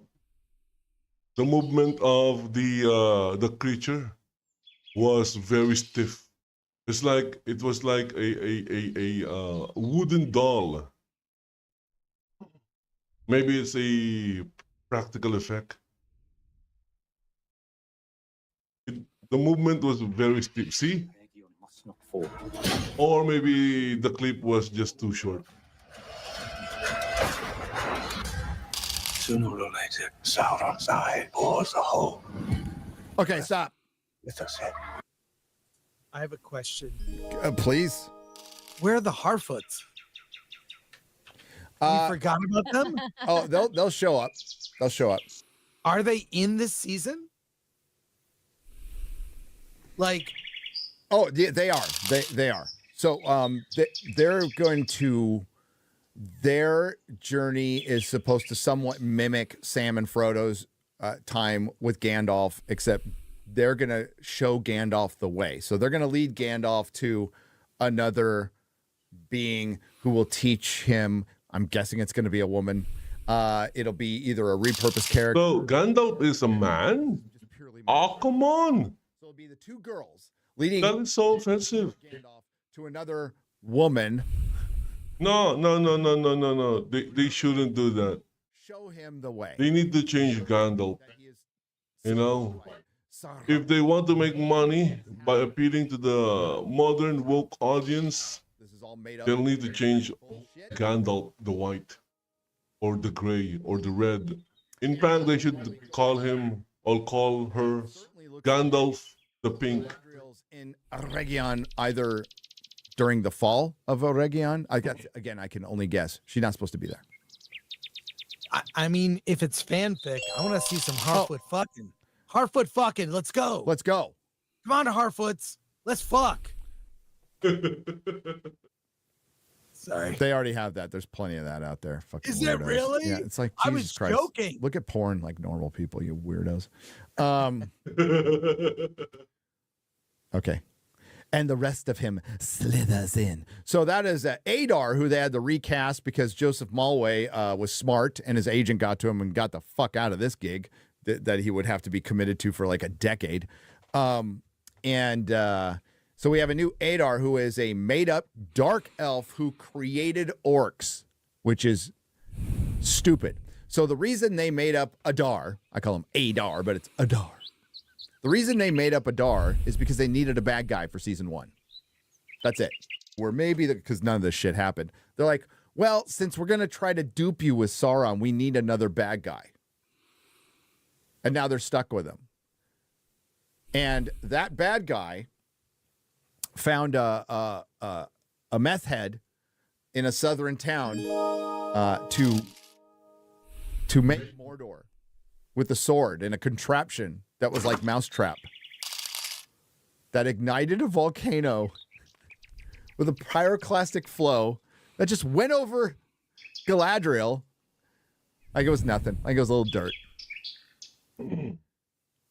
Which would have evaporated her, even as an elf, okay?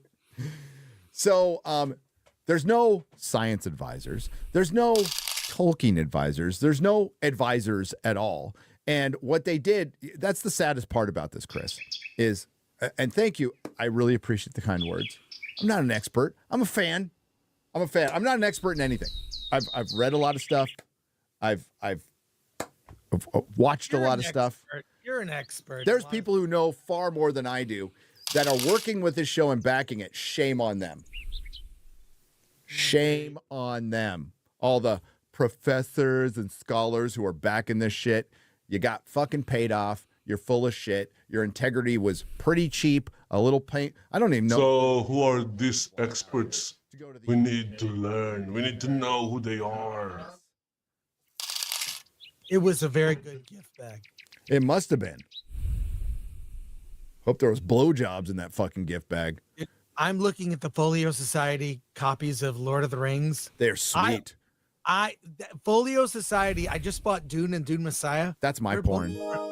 That amazing. And they've got these DC books. They got Batman, Avengers. They got comics. Oh, they got the DC one. I got all the Marvel ones. I'll have to check that. Folio Society is awesome, by the way. And they've worked with George R. R. Martin, and they made some awesome A Song of Ice and Fire books and Lord of the Rings books. And yeah. They have 2001. I've read that book. That book is weird because it was written while the movie was being made. Anyways.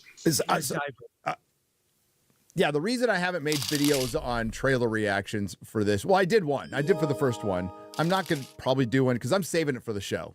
Because I want to know the details. Unlike last year, like where I had a ton of information on the show, I don't. So I'll be watching it, and we'll see. We'll see what happens. But I'm guessing they will prison rape the lore like they did in season 1. I'm guessing it's going to be worse. It's going to be because Anatar coming in now is dumb, is wrong. It's dumb. They should have just stuck with their stupid idea. They just made it worse. And I totally believe it was a reaction to the fans. I don't think it was planned at all. Let's keep in mind that JD Payne and Patrick McKay were not involved for most of this show because of the strike. So this is Lindsay Weber's baby. Oh, and you know what? I sit corrected, Chris. This one's going to be a better season. Do you know why? All directed by women? All directed by women. I knew it. It's all directed by women. So Yeah. why am I even saying this? It's going to be great because women. Right. It's gonna be great. In fact, they should have gone further by casting just women. Women directors are They should have, removed all men in the series. Hang on. Again, the reason why woke content or version of popular franchises, the reason why they're not working is because they're not woke enough. For what Amazon has done to If you're going woke, you should go for broke. Oh my God. That's why there is a saying, get woke, go broke. So if you're going woke, you must go for broke. Tolkien. What have you done to me? And that means going all in. Bastards. Hey, Bezos, remember when your son said not to fuck up Lord of the Rings? You fucked it up bad. Even a controversial ending to House of the Dragon is light years fucking better than this shit. And more people will be talking about the fact that they got blue balls, which means they're still interested in the show with House of Dragon, than anybody will be talking about this show about 30 minutes into your first fucking episode of 3 that you're going to put in one night. By the way, thank you for doing that, because now I can cover your finale. I wasn't going to be, it was in question, folks. I was worried. I was genuinely worried because I have to go to Peru for Forbidden Frontier. Can't wait. And I'm like, shit, the finale's airing while I'm in Peru. I hope I have internet. But then Amazon announced that they're doing 3 episodes in the first night. Thanks, buddy. Let's go. Continue? Yes, please. Truly, I am the one keeping the storm at bay. I am Iron Man. Stop. Go back to that. Can you go back to that? Of course.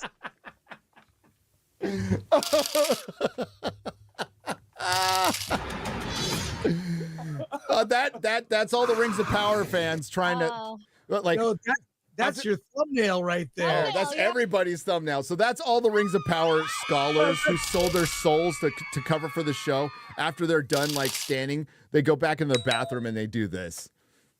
That's the thumbnail right there, Gary. That's You it. got it. Holy shit. Oh my God. And what sucks is the fall of Eregion is fucking amazing. It's cool and it's fucked up. So I'm going to spoil some things. Just one thing. Celebrimbor becomes a banner. His dead body is a banner for Sauron's forces. They're marching with Celebrimbor's body hung up as a banner. It's fucking awesome and dark. But like, I want this guy hung up. You're supposed to feel sorry for Celebrimbor. You know, he had a little baggage.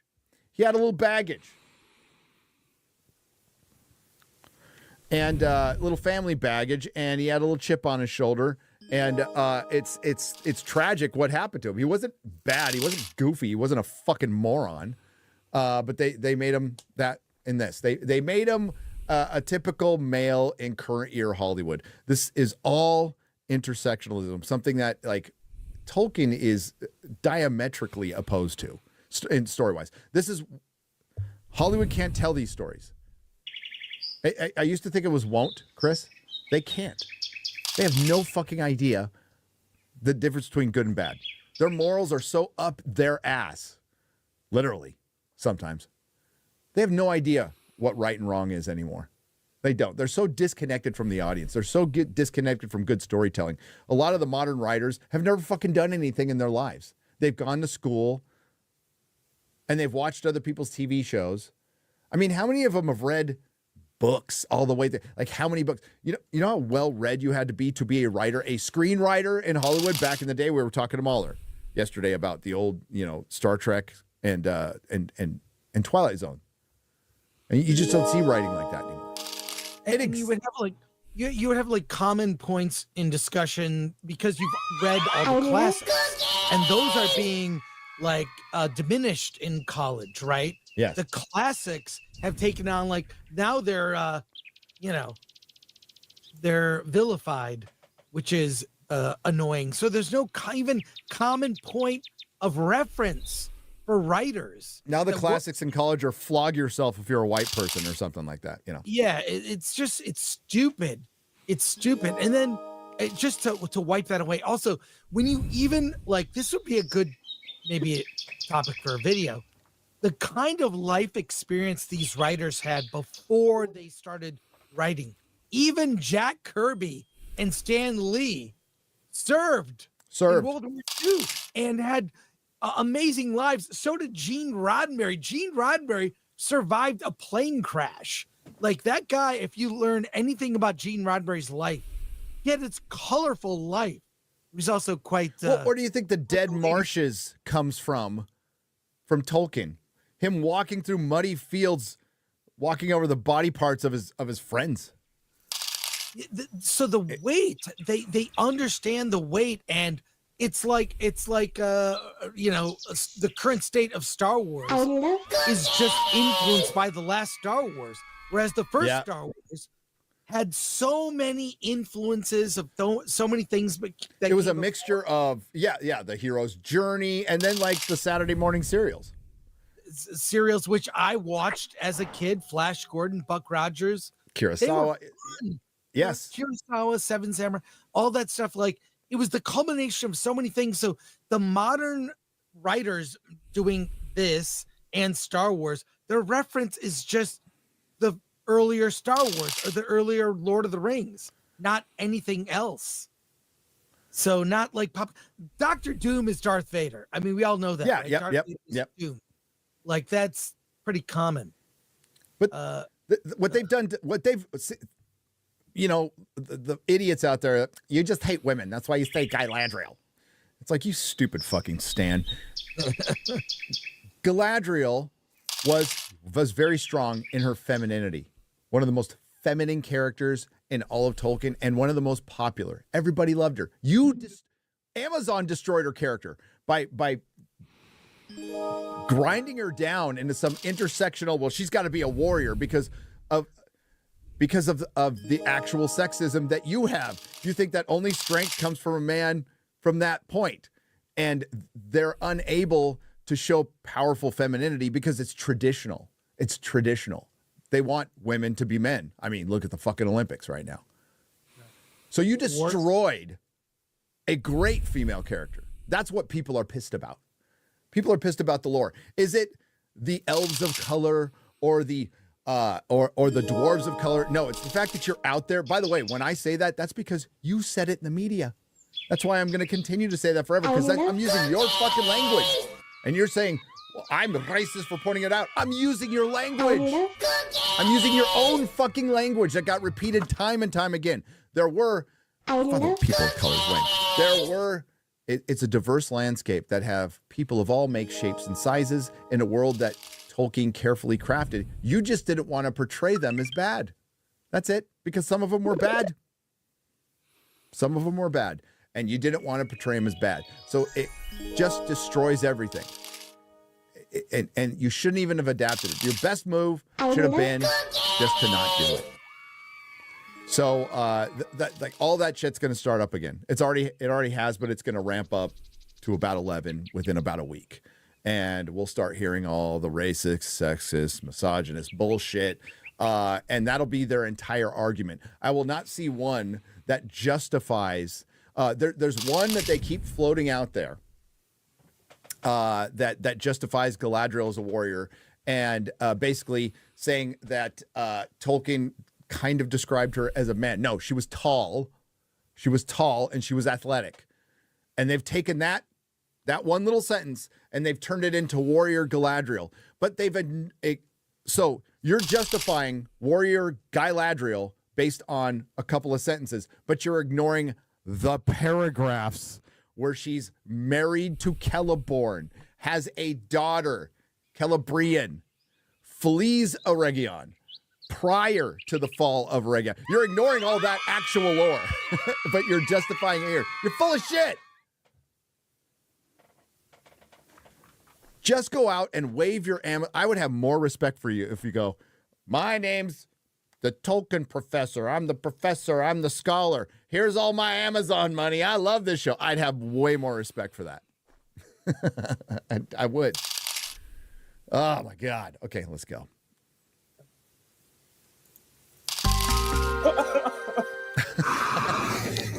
Sauron is my enemy as much as yours. I can help you destroy him. I will not stop until this is right. Okay, stop. Every soul. I'm never going to get to this. Stop. Chris, pause, please. Okay. Was she talking to Adar? Let me go back. Was she talking to Adar? Right here. Start again. Does she go to Mordor? What the... For one, there's no Balrog there. He's not supposed to be there. He's sleeping. Oh, God. Okay, so I think she's talking to Adar, and the trailer's trying to make it look like I will help you destroy him. Like, fuck this Adar stuff. And she's back in her armor. She did none of this stuff. None of it. She's a leader. She also didn't partake in any of these major battles at all. And forcing her in. And don't even get me started on Numenor. We'll get to that. But go on. Hit play. Every soul in the seen or unseen world. Do you want to pause? Yeah. So you saw the spiders there. Isildur, who was left behind because they thought he was dead. Who was left behind because they thought he was dead. But remember the eagles. Remember giant spiders. Remember Shelob. Yeah, we're starting to really see it. Fucking. I remember. Go ahead. Will know that it was you who was the architect of their demise. Don't cut the law!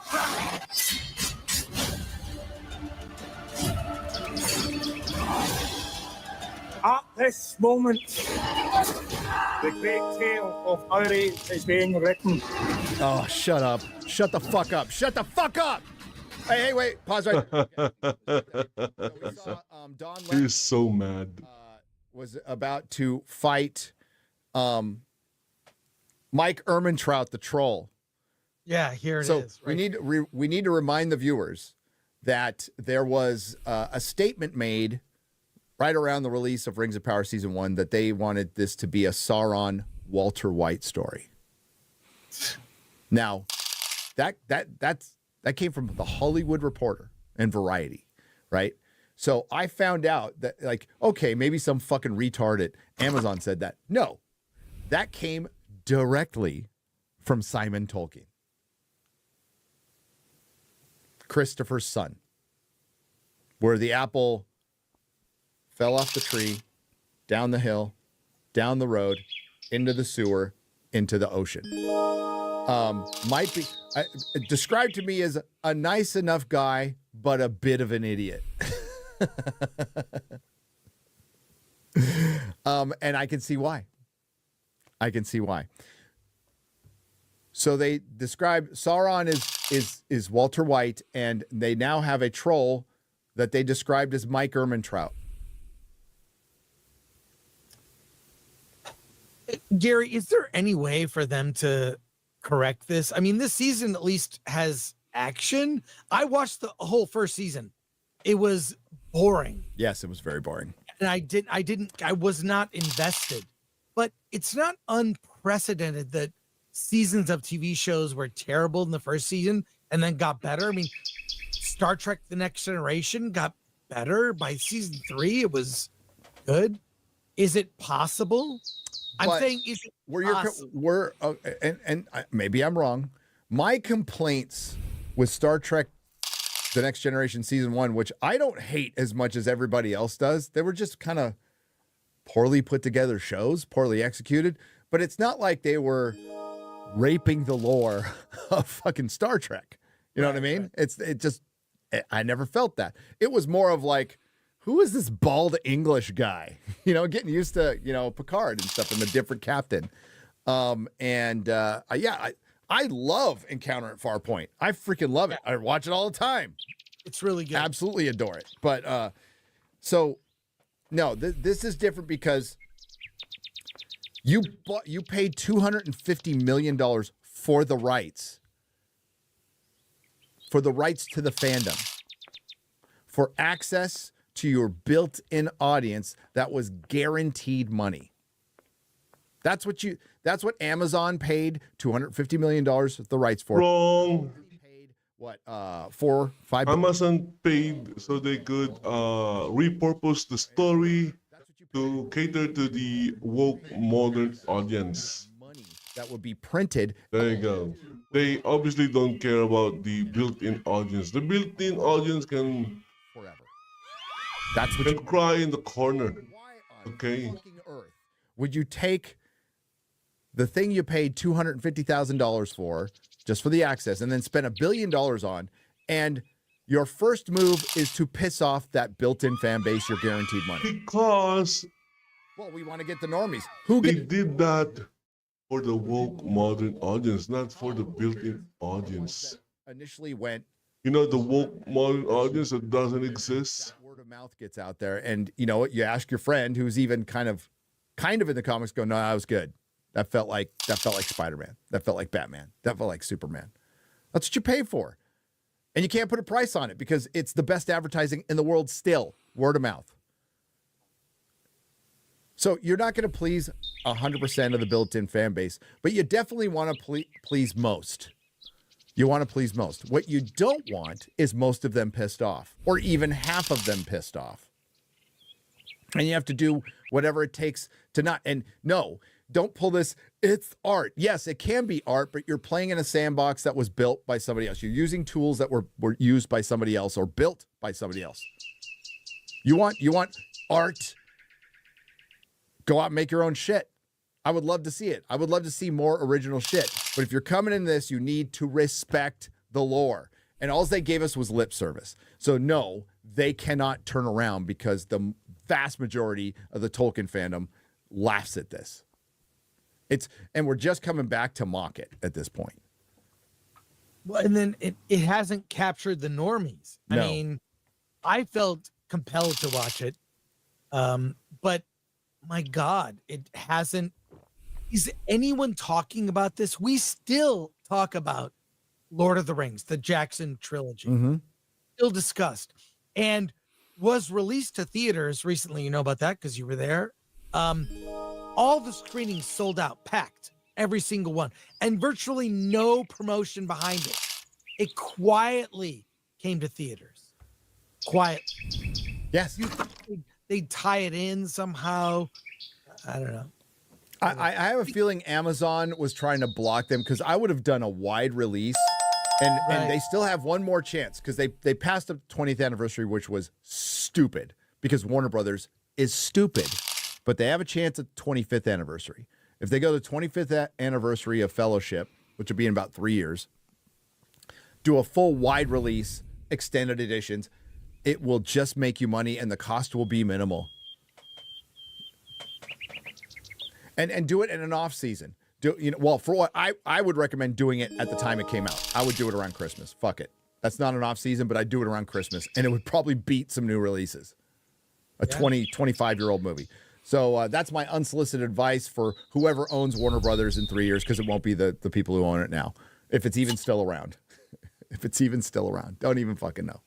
They're writing down some billions. But So Don Lemonless is going to jump on the troll just like Legolas. Remember when Legolas jumped on the fucking troll? Remember that? Remember? That was cool. That was cool. Seems like he's still attending the Sylvan Barbershop. That's good. That's good. I want a show about the Sylvan Barbershop. That's what I want. Let's go. Hit play. You think it was only you who put yourself in my power.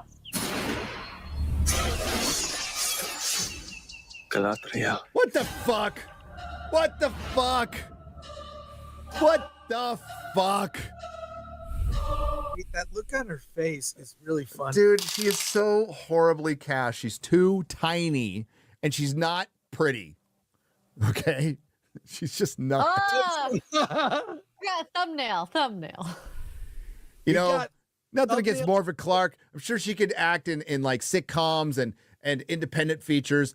And listen, you know, I can't play Celeborn. All right, I understand that. Like, I don't have the looks to do it, and she can't play Galadriel. She is horribly miscast. Who in the fuck casted her in this role? They should never cast anybody ever again. You're fucking terrible at your job. But it doesn't help that it's written by a bunch of morons. Oh, and there's going to be LGBTQ plus representation. That is so Tolkienian. Who do you think it is? I think it's Celebrimbor. I mean, like, the Elrond Durin III thing got pretty gay, but I think it's Grandma Brimbor. That's a weird. Okay, so if there is representation from the woke religion, is there going to be representation from the Christian and Muslim religions or other religions? That launches on the 29th. There's a lot of fine people out there. I love the respect for Tolkien crowd is just so racist, and all I see them doing is just throwing lore back in people's faces. That's it. Like, this didn't happen. So they didn't show. Let me show. Do they? Yeah, they don't show any Numenor. Hit play. Let's finish it up. Sure, yeah. And I'll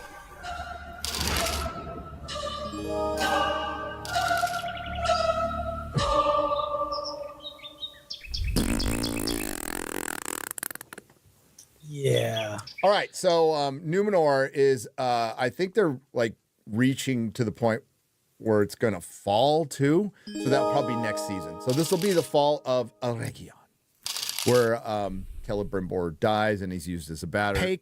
The thing you paid $250,000 for, just for the access, and then spent $1 billion Celebrimbor and Galadriel your and first Celebrian. You know the name Celebrian? Do you know the name Celebrian? That's her daughter. That's her daughter. It's her daughter. It's Arwen's mom. They fled Eregion prior to the fall of Eregion. Eregion falls.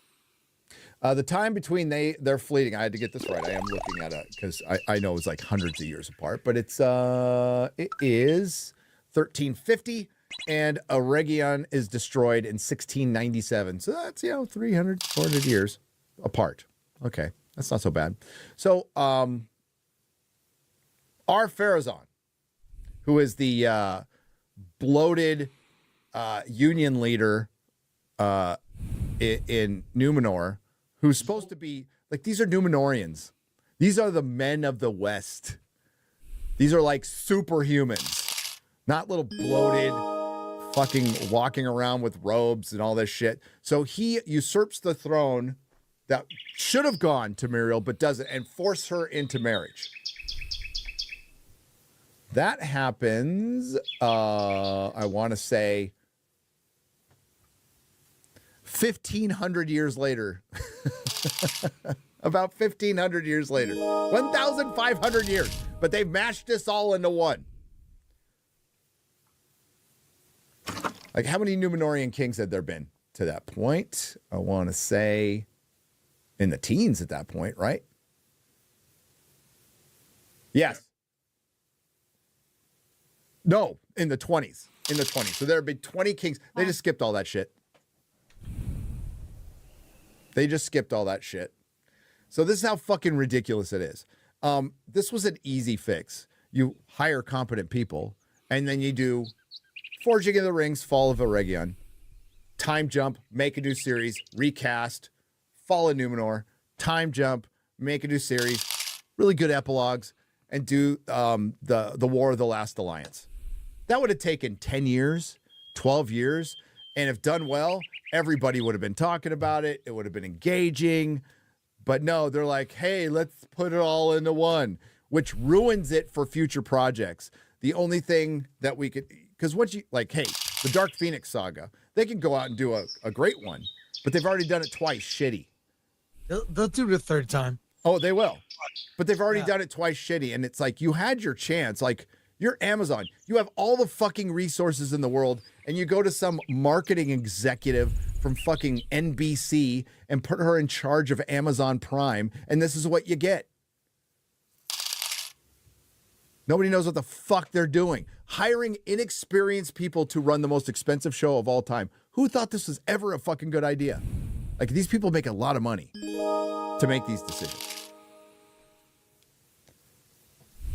So that's the funny part. That's the part I have no problem with. These fuckers had money to burn, and they burned it instead of like putting it to good use.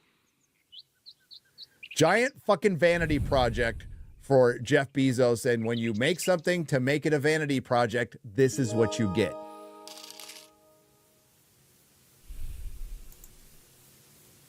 So no, I don't like the series very much. I'm not happy about this, and I think there's 0% chance it will be good. Do you think? Remember last time we got tickets to see it in a theater, and they I think it's wrong. I think it's gonna be good. Yeah. And I forgot, where'd you drive? I had to drive to Waco. The modern audience will come out and support it. Yeah, so I think we both saw it in a theater. I remember seeing it with Paulie from Latino Style. I did a live stream that night at like fucking midnight or something. 8,000 people were watching. So thank you, by the way. But yeah, in the middle of the fucking night. And I had a long time to think about it. I was thinking about it 3 hours, and like I didn't even turn music on. It was silent in my car, dude. I was just like, so yeah, glad I kind of worked it out by the time I got home. I wonder if they'll do that again. Oh, they're offering free tickets for Spain, the premiere. Yeah, I wonder if they will too. They may do it. Maybe they will. We'll find out soon. But if not, then I will be doing a watch party right here on this channel, and then we'll go live right after it. And then I'll work on my video. It's gonna be busy. So I'm kind of like taking it a little easy right now, because then Agatha will be out, right? And then but then Tulsa King will be out. And over on Nerdrotic Live, I'll probably cover Tulsa King. I freaking love that show. Chris, have you seen Tulsa King? I've not. Okay, take a break from a couple of bad indie movies. Sorry, indie movies, but a couple of some of them are bad. And spend a day watching Gentleman and Tulsa King, and I can promise I'll watch RRR because I already have before Rings of Power comes out. Years in the making. No. Yep. Okay. All right. Make that deal. Okay. All right. Tulsa King. Give me one show. Tulsa King. I'll watch The Gentleman. I want to see that. Well, they're both 8 episodes, so you'll be done. They're both like short. And Tulsa King season 2 comes out September 15th. But I'd watch The Gentleman first, because that one's like far more cinematic and stylish and good. It's the first episode gets you. Okay. Guy in a chicken suit. That's all I'm gonna say. Guy in a chicken suit. All right. Okay. All right. We'll see. We'll see. Okay, Chris, give us spoiler-free thoughts on Alien 1.5 Romulus. Yes, it takes place, between Alien and Aliens. It features a new group of characters that are young kids on a mining colony, and they're upset at their lives, right? They have obligation to the corporation. They want a way out. There is a space station, a Weyland-Yutani space station that is floating above their planet, which has rings around it, and it's unmanned for some reason. They want to go up there, steal some cryo chambers to get to this other world where they can experience sunlight. And of course, this station was the location where an accident may have happened involving some aliens. You meet a group of these young characters. 2 of them have British accents that are barely understandable. And there is an alien android named Andy who likes to tell dad jokes, not a joke, who is the best friend, or they say brother, of the lead. What's her name? Her name is Rain, played by Callie Spaney. So it just checks all the boxes of everything you would see in an alien film: facehuggers, aliens, acid blood, weird mystery, aliens with alternative agendas, and leading to one of the worst cameos from a previous character. Okay, worse than how people reacted to Leia in Rogue One? Yes. Okay. Ooh. And it's done so badly. So now the crowd I saw it with, because and the first half of the movie, almost nothing happens. Finally, when things kick in, and then a third act that's like you just goes on way too long. So the audience I saw it with liked it. I was the one person saying I thought it was terrible. I didn't care about any of the characters. They were, they're all like these Gen Z, whatever, like with no, they just didn't have the likability of at least the alien crew or even aliens with the Space Marines. The most interesting character is the character of Andy, played by David Johnson, who's an android. He actually is interesting because they upgrade his software. But overall, I did not like it. And typical, the effects get so digital.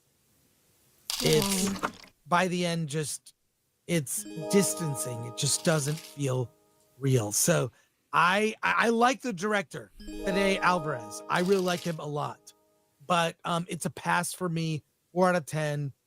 That's my very short. He's a competent director. He's not like a hack at all. He's a competent director for sure. And I did see him at a panel at Monsterpalooza, and he talked about like he brought the team back from Aliens. He talked to Cameron. He wanted to combine the best of the first Alien with the best of Aliens. It doesn't stick the landing. It just doesn't. It's all in the script, and the casting of the lead actress, Callie Spaney, I thought was weak. The one thing about Sigourney Weaver, she was sexy. Yeah, she was a good sexy. actress. She looked good in underwear, and she looked good with no bra on and a tank top. So, let's be real. That's what sold a lot of the movie. Okay, let's just remember. But that was normal. Yeah, that was like something you expected to see. It was the late 70s. They get attractive women, and they don't let them be hot.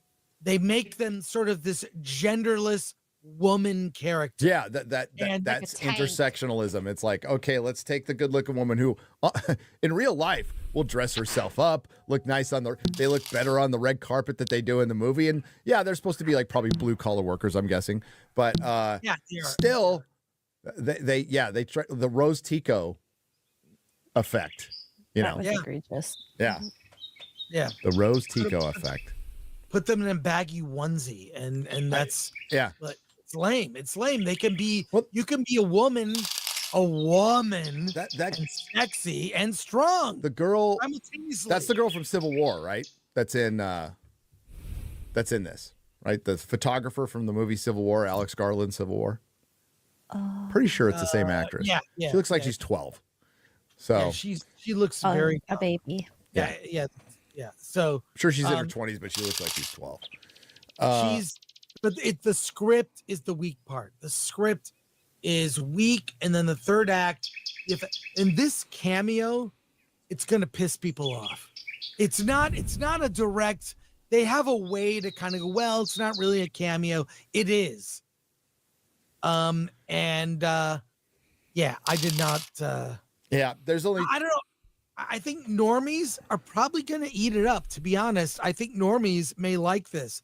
But if you are a fan, it's how did it compare to Planet of the Apes? Oh, the one that just came out.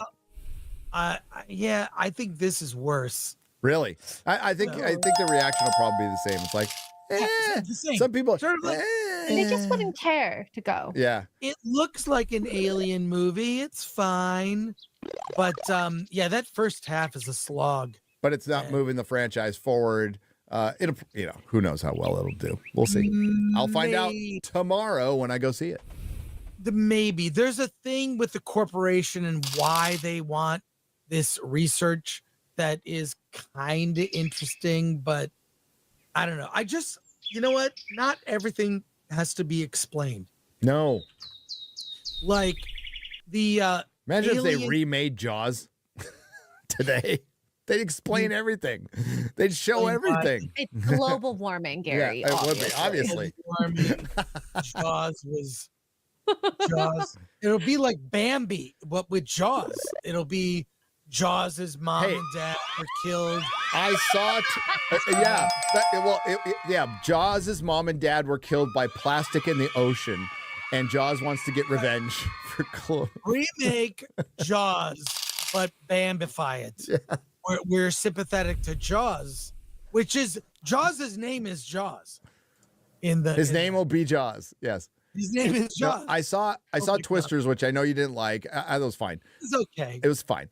But there was a moment in it where like they could have gone there with climate change. They're like, God, there's more tornadoes and hurricanes than ever, and they just leave it there. They don't. There you go. Yeah, there's a lot more tornadoes. And I'm like, I appreciate that. I really did. Because they really could. I'm like, here comes the climate change thing. But they left it out. And I'm like, oh, good. Good. It was right. I just hate how they kept saying her name. Kate. Kate. What should we do, Kate? Kate. I know. Kate. Yeah. It He was. may not have been a girl boss by definition, but all the men around her were like twister whipped by her or something. It was just, yeah. But I think you're gonna look. Yeah. That Planet of the Apes reference is a great. That's it. If this is like that Apes movie, that's what this is. It's another of this kind of movie. We know you like it, so Planet of the Apes is kind of like Avatar. They're better, by the way. They're better. I'm saying that right now. They're better than James Cameron's Avatar, but they come out, people enjoy them. They go, that's really cool, and they don't ever talk about them until the next sequel comes out. No. That's what'll happen with this. You won't be talking about it. I mean, if they want to launch a new trilogy off of this, it's weird how like these movies, like Alien and Aliens, are amazing. Terminator and Terminator 2 are amazing, and both of those franchises have had sequels that meander and don't reignite or advance it. I thought Prometheus would do that, and it was interesting. I just don't like the what they did. That the space jockeys were somehow, like that was their gear. That did not make sense at all.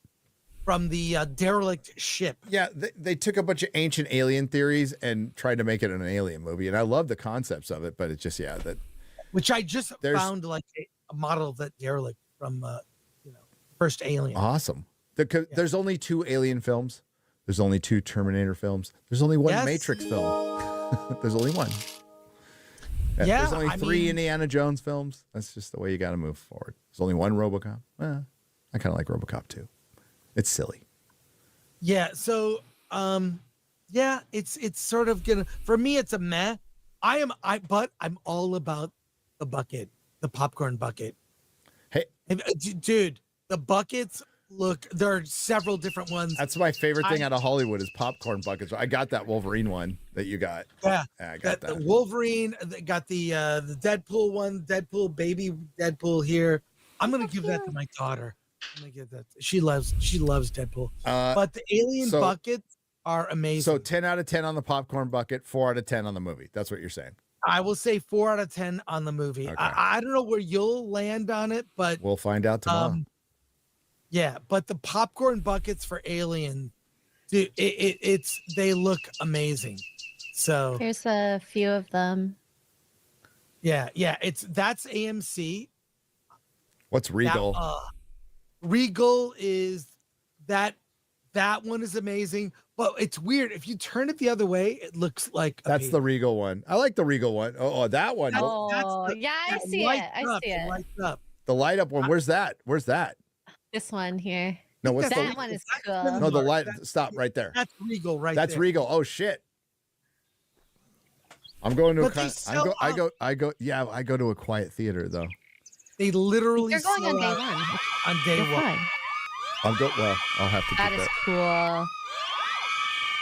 I'm going to the first show, so Yeah, it looks awesome. that's pretty cool. That one's pretty cool. I like the alien head one too. All right, we're gonna get soups. We're on a time limit today because I have a dental appointment. We kind of went long, so let's go. Let's get this done. All right, cool. All right. I'm gonna get some.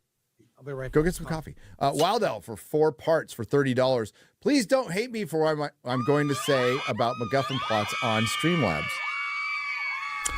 Hating a MacGuffin plot is a trend for over a decade now, but it's invalid since the journey is the destination. It applies to any movies. The feeling matters, like how do protagonists overcome conflicts and reach the destination. There is so many plot mechanics that are as repetitive as a MacGuffin, but no one cares about Godzilla -1. Hating the MacGuffin is a nonsensical habit, in my opinion. Just like at Lord of the Rings. Oh, don't go that Lord of the Rings is a MacGuffin. The Ring is a power. The Ring is not a MacGuffin. It was there to start a journey, but it actually turns into a character.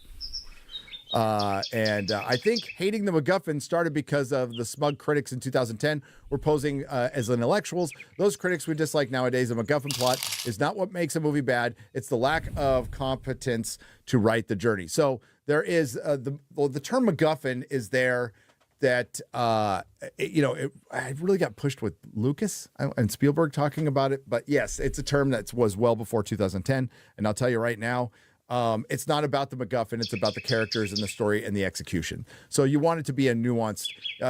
There is so little nuance with a lot of the shill criticism. So when you say MacGuffin, they just think, well, everything's a MacGuffin. We're going to discuss it as a MacGuffin, and we're not going to get into the nuance of the of the argument, which is, was this a well-executed movie? Did we follow this thing or object or with a map or whatever with compelling characters? And did they make the MacGuffin make sense within the story? Like the MacGuffin in Indiana Jones and the Dial of Dysentery was fucking retarded. Was retarded. The Ring is it is the linchpin of the entire arc in Lord of the Rings. It actually has major effects on the characters, anybody who holds it, and a major effect on its world. It's not just a simple thing to chase around as an excuse to fill time.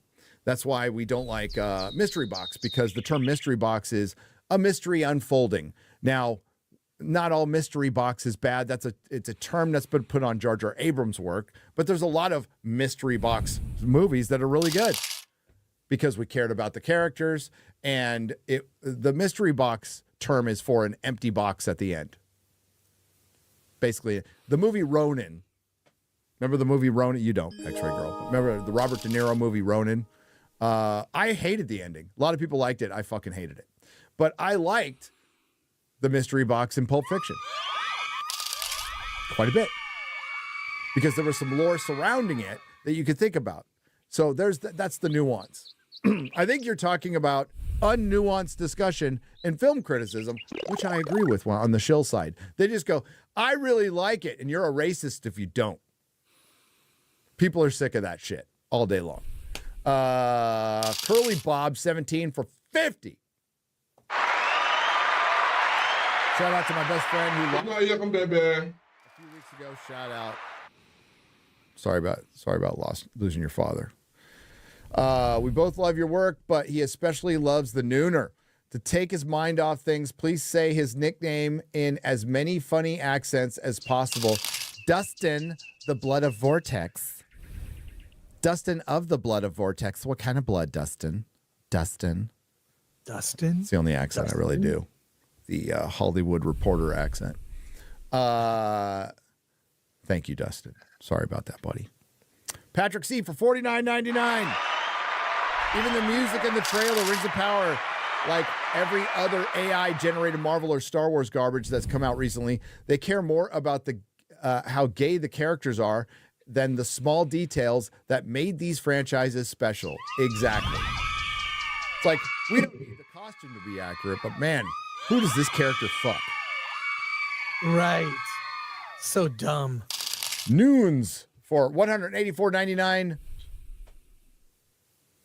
Arab Emirate pesos. Still waiting for the mouth of Sauron to appear in a penis in his mouth. Hail Nooner. That's season 3. That's season 3. Photoluminescent for $5 says, Chris, in Alien Romulus, did the bad CGI on the legacy character's face take you out of the movie like it did for me? I'm guessing yes. He's seen it. He's seen it. Yeah. The answer is yes. It was so bad. It was like a deep fake, not a deep fake. So so that person who asked that deep fake. Yeah. The answer is yes. It was so bad. It was like a cheap fake, not a deep fake. So so that person who asked that question has seen the movie. And that it took me right out. It was, they should not have done it. Should not have done it. You will, Gary, you'll probably laugh. You'll probably laugh. Quantum Sledgehammer for $9.99. I've been showing my 17-year-old nephew some great movies of our Gen X youth he's never seen. We watched Alien, Raiders of the Lost Ark, Monty Python. He loved them all. Great fun. Still lots to go. Oh, I'm doing, my son's older now, so I'm showing him the more sophisticated hardcore stuff. He watched heavy metal yesterday for the first time. Freaking loved it. Oh. He was so inspired. Straight to his room and started drawing. And I'm like, that's what movies are supposed to do. Inspiring. And Earth. Oh my God. There's nudity in that movie too. Yeah, there's boobs. There's boobs all over the place. What I didn't know is Steve says, link. Great soundtrack, by the way. Blue Oyster Cult did a song called Veteran of the Psychic Wars. That song spoke to me because to me, it was about drug addiction and don't let these shakes go on. It was co-written by Michael Moorcock, creator of Elric. So Michael Moorcock, the fantasy writer, co-wrote the song for Blue Oyster Cult in heavy metal. Did Devo had a song Working in a Coal Mine? Yes. Yeah, that was the end credits. Yeah, Lord, I am so tired. How long can this go on? Yes. Oh, I love that soundtrack. I had it. It's awesome. I didn't know that. I'm watching the credits. I'm like, holy shit. What? Zach Muffin for $5. Dadcast travel tip. In addition to the normal car kit, clothes, flare, jack, etc., have a roll of paper towel, air freshener, and rehydration kit. Yes. Oh, we have all that stuff. I travel well. I travel well. And that foil blanket. Yep. Diego Salazar for 3,000 Argentinian pesos. That's what I have done with Rings of Power. Each season, a new story arc of the Second Age, a time skip with new... That's what I would have done. That's what he meant. A time skip with new characters, some recurring. Likewise, a First Age show, each season surrounding the events of each of the 6 battles. But thanks to the current day bullshit, I hope they never adapt it. They won't. God, there's a First Age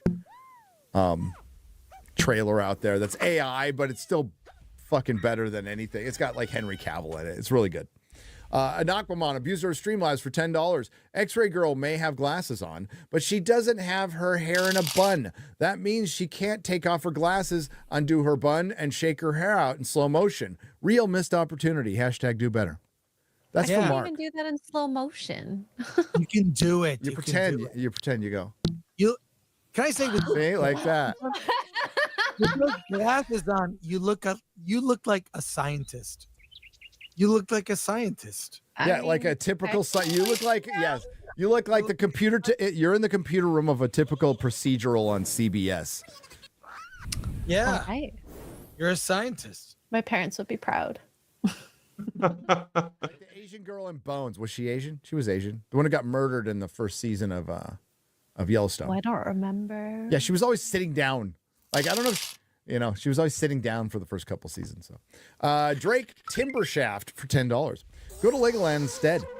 They're opening theme parks around the country. They are family friendly, safe for children, and their merchandise promotes creativity. My dad was instrumental in helping get Legoland to Carlsbad, California. He was part of the Carlsbad Chamber of Commerce, and there was half of the old Californians who didn't want anything ever built there ever. Which, I mean, fast forward to today, kind of agree with them. But Pops and a few other business owners in the area thought it would be really good for business and help push hard for it. So, yeah. Supreme Chancellor Trump for $1. The corrupt Jedi don't want me in office, Yoda. Little guy, kind of green. Kind of green. Maybe he's sick. I don't know. Kiadi Mundi doesn't even know when he was born. Petty Padme is the worst of all. Worst of all. Total loser. Let her whole planet get taken. Let's get her out. John the Beard for 5 Chilean pesos. First, I care about big fat beards. Second, X-Ray Girl is hot. Third, Chris is the sexiest man alive. I'll take it. Dang. My beard's not we trimmed it way down. My wife trimmed it way down. Right. JG for $9.99. Gary, last week you said you hate too much grain on physical release of older movies. Grain is a key part of the film aesthetic. I understand that. I said too much. Oh, go watch Fistful of Dollars, 4K. They lean into it too much. Lean into it way too much. Do you prefer transfers like the one we got with Aliens and True Lies? Go watch Fistful of Dollars, JG. That's what I'm talking about. Film grain is part of this experience, but like when you're watching it on a digital projector, a pretty expensive one, and you know, I don't know what went into the process of the Fistful of Dollars in particular, but it's fucking ridiculous. Like it's like, ugh. No, that's not how it looked in the theater. Okay. There's a 35 millimeter scan going around and like, this is what Batman looked like in the theater. Bullshit. You could see his face in the theater. And maybe it's a difference between seeing it on a computer screen and seeing it projected on the screen. But when he's kind of hiding his face, right, from Vicky Vale, and it's just fucking black. I'm like, no, you could see the bottom part of his face in the theater. Some of these kids just didn't see it in the theater. Okay. But as far as grain, no, I don't prefer James Cameron's point of view. I think it should be that's part of what I like about vinyl. I like a little pop here and there, but I'm not going to listen to vinyl and I don't want it amped up, the scratches and the pops amped up either. I want it done right. There's a great video out there about Lawrence of Arabia's transfer and why it looks so fucking beautiful. Go watch it. That's what I want. I want time. That's in theaters now. Yeah. By the way, Fathom Events. So what they're doing is they're using AI instead of people to transfer the 4K. And it's like, honestly, you're better off watching it on Blu-ray at this point. The 4K isn't really 4K for one. It's too compressed and they overgrain some shit. Now, I didn't say I don't want it smooth at all, but again, Fistful of Dollars it's really disappointing. Really disappointing. Zach Muffin for $2, calling it now. Alien movie is a dumpster fire. I don't know, dumpster fire. It's just like this. You'll have the same reaction to the apes that you did to the apes movie. It's just like, and parts of it you'll probably hate. My prediction, knowing you. King of Moorland for €5. Hey, Gary, check out the AI-made Lord of the Rings 80s trailer to see what we could have had. It's on Drinker's X feed. I've already seen it. Looks pretty cool. Proc Chop McFatty for $10. That's a typo. Okay, Pork Chop McFatty. I like Proc Chop. I like Proc Chop. Howdy, gang. Gary, I took your advice on the FF4 232 issue and bought it yesterday, 9.2 grade. Can you suggest a good starter for Superman issue? By the way, if you haven't, you need to put your comic book knowledge in video series. Thanks again. Well, it's God, that would be trying to put it in order. That would be very difficult. I would start again if you want to start somewhere cheap. I would go with Man of Steel. That's another John Byrne thing. Start with Man of Steel from the 80s, and then you can get those for cheap. God, I bought that when it first came out. Yep. It was actually really cool to see the story retold. Yep. I kind of enjoyed And that, blossoms into much later on, Dan Jurgens' run, and it's just really good. Really, really good. Bill Kane for $10. They could have had Kang. They could have made Kang a threat if they made it the One with Jet Li, where whenever one is destroyed, the rest get stronger until you get to Kang Prime. They could have, but they did.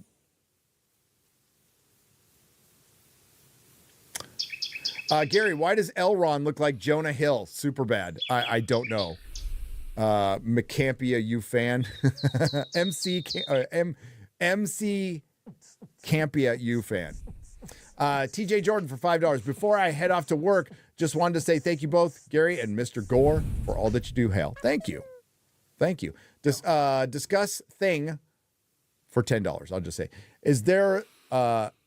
He is the one that holds the storm of the tempest inside Galadriel. I know it's fucking terrible.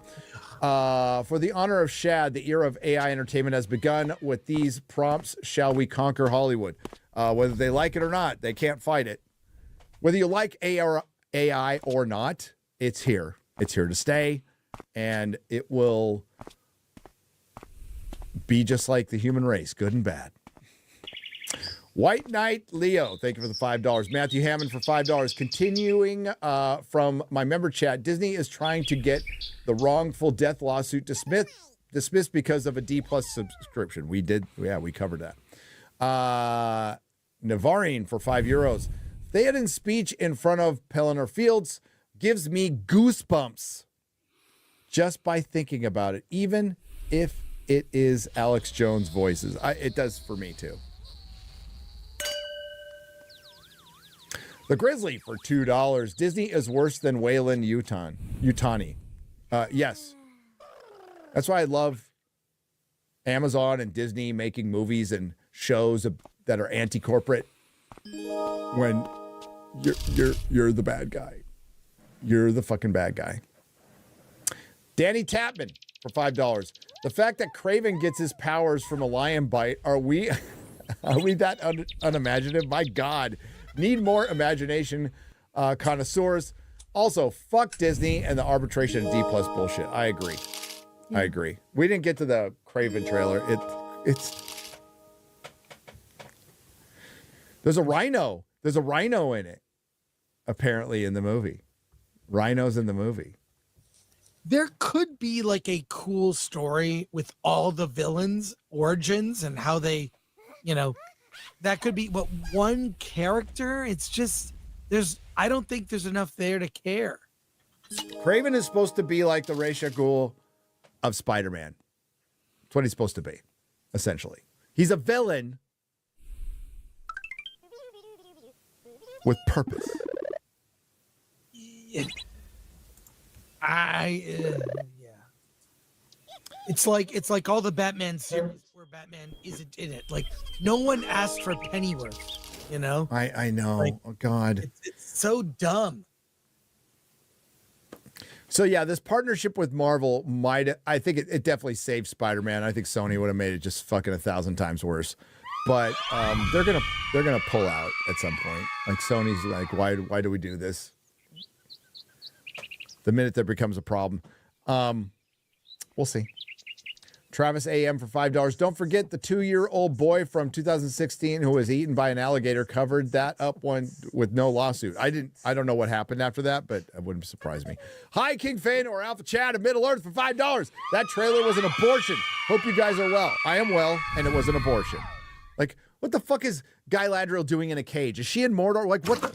Like, they don't even care anymore. Like pointing out the lore inaccuracies might take too much time, but I will spend it. I will take the time to do it.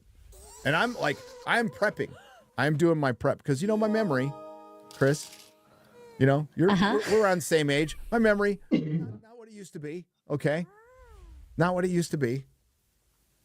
I think we can honestly say we've forgotten more stuff than a lot of these people know, and it'd be correct. But, you know, I just like to have refreshers. I like to prepare, you know, preparation. It's a great part of content creation. And it's also an excuse to reread the Silmarillion, reread the Lord of the Rings, which I've already started doing in preparation for the show. So I do get some enjoyment out of it quite a bit, actually. Like prepping for the Alien Romulus. I get to see Alien and Aliens. Okay. It's fun. Clank Clank, I'm a tank for $5. Sue for the exact amount Alex Jones was ordered to pay. Then buy a board seat and pick over the husk of the park's lost soul. Well, that's the problem Disney's going to run into is their newer shit doesn't have the cultural impact as Walt Disney's stuff. So you're going to be going to the park for Inside Out 2, which was a massive hit, but it has no real cultural impact. And it's you know, it's just a thing. It's just a sequel. And you know what drives people to parks is your experience, and walking into the Ministry of Magic, that's going to mean a lot to a lot of people, and that's going to drive a lot of customers. And that's not even counting Nintendo, which is bigger. So yeah, Universal is poised to be some very, very serious competition, and I'm glad for it. And it's not like they're like a good company. They just don't like get involved. They haven't gotten Disney would have gotten rid of J.K. Rowling. They would have gotten rid of her. They would have stricken her name off of everything. Universal has not. There's your difference. Some ordinary gooner for $4.99. Are we really supposed to feel bad that Susan died after everything she did to censor good people while protecting pedos on the platform? As a human, I don't wish death on anybody. Even people I vehemently disagree with. I don't dance on graves. I think in the grand scheme of the universe for karma, I think that's just a really bad move. I agree 100%. Classless. Yeah. So, I mean, like, it's tragic. Like, her life was tragic. Yes, it's tragic that she took this wonderful free speech mechanism and ground it in the dirt, ruined lives with her snap decisions, didn't give a shit about content creators' health. That's all true, and you could always bring that up. But like, I'm not going to sit there and say, you know, I'm not going to say I'm glad somebody's dead. Just not. Yeah. It's not how I roll. It's not how I was brought up. It's not how I was taught. The biggest thing is the hurt that other people have with the loss of that life. So if you trash them, you know, you're hurting other people as well. That never really had anything to do with the YouTube part. So I think it's very classless to do that. Yeah. So I'm not gonna like. I like when people ask me, I would talk about it, but I wasn't gonna put like an R.I.P. Susan out there or anything. You know, I just like, oh, that sucks. Which is more thought than she would have put into any of you or me or any big YouTuber if they died. But I will say real quick on her and her position, there is across the board a sort of lack of taking seriousness what your position means.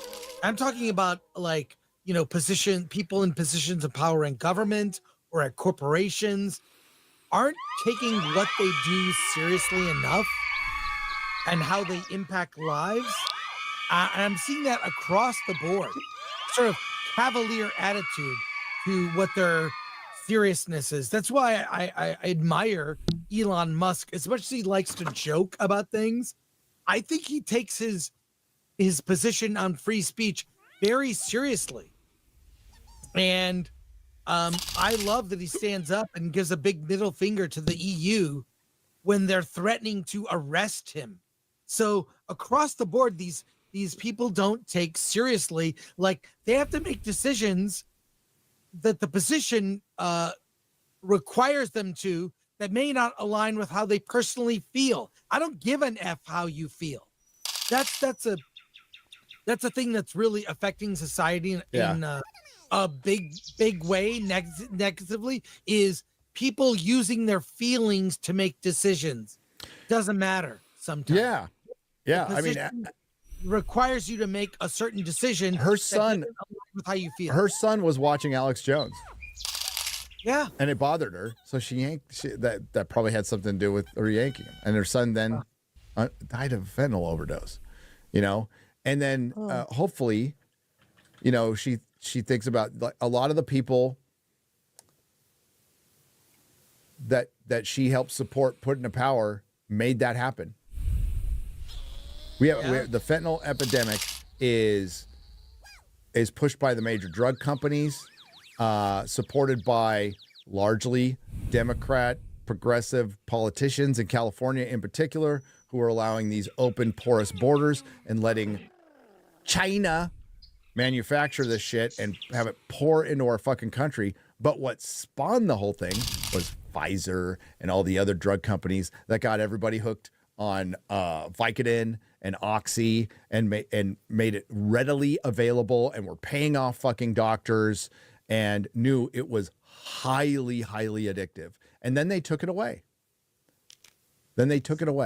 And yes, everybody should get treatment, but if you take something away, then people are going to go to the street.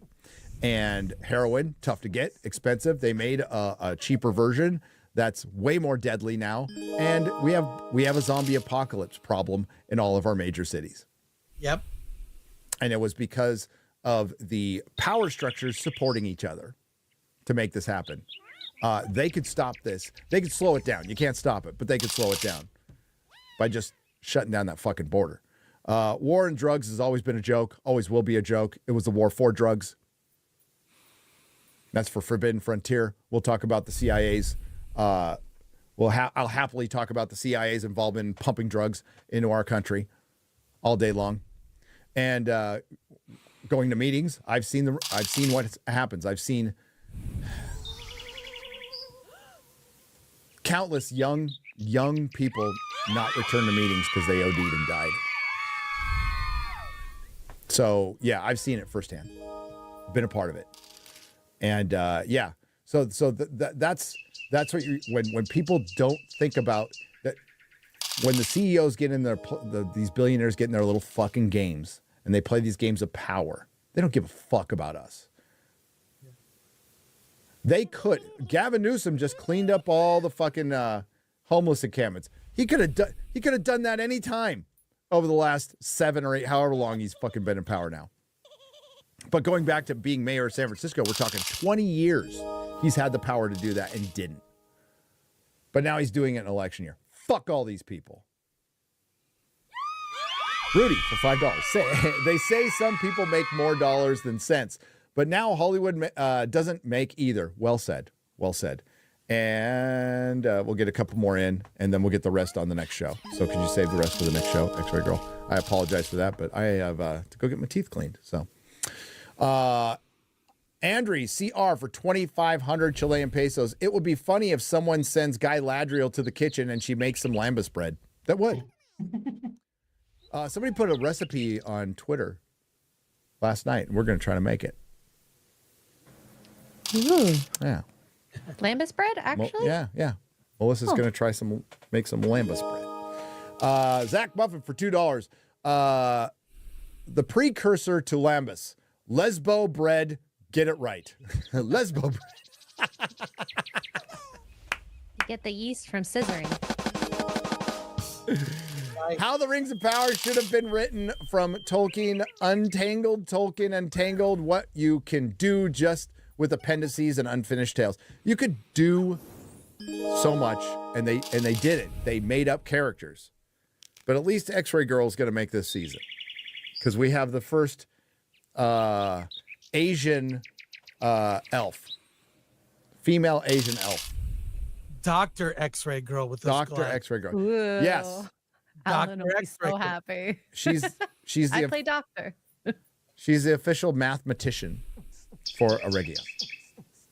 There you An Aquaman, abuser of Streamlabs for $5. They repurposed the Hobbit films by putting Galadriel in a cage surrounding by orcs. Oh, they did. They did. They did. Well, yes. Instead of Gandalf. Have they no shame? No, they don't. They don't. They absolutely did. You're right. Sam for $1.99. Rings of Power is my favorite comedy. Yeah, I mean, Acolyte was pretty funny too. Sergeant Curtis Schultz for $1.99. Hello, neighbor. Hello. New for LA Olympics, women's boner sword fighting. Oh, God. Boner sword fighting. Neighbor. Hello. New for LA Olympics, women's boner sword fighting. I'll get it. Boner sword. Will. Yum. That was good. Jason Yankovic for $5. A sequel to Rings of Power. Better Call Sauron. Sauron. Better Call Sauron. Oh, that's good. Well done.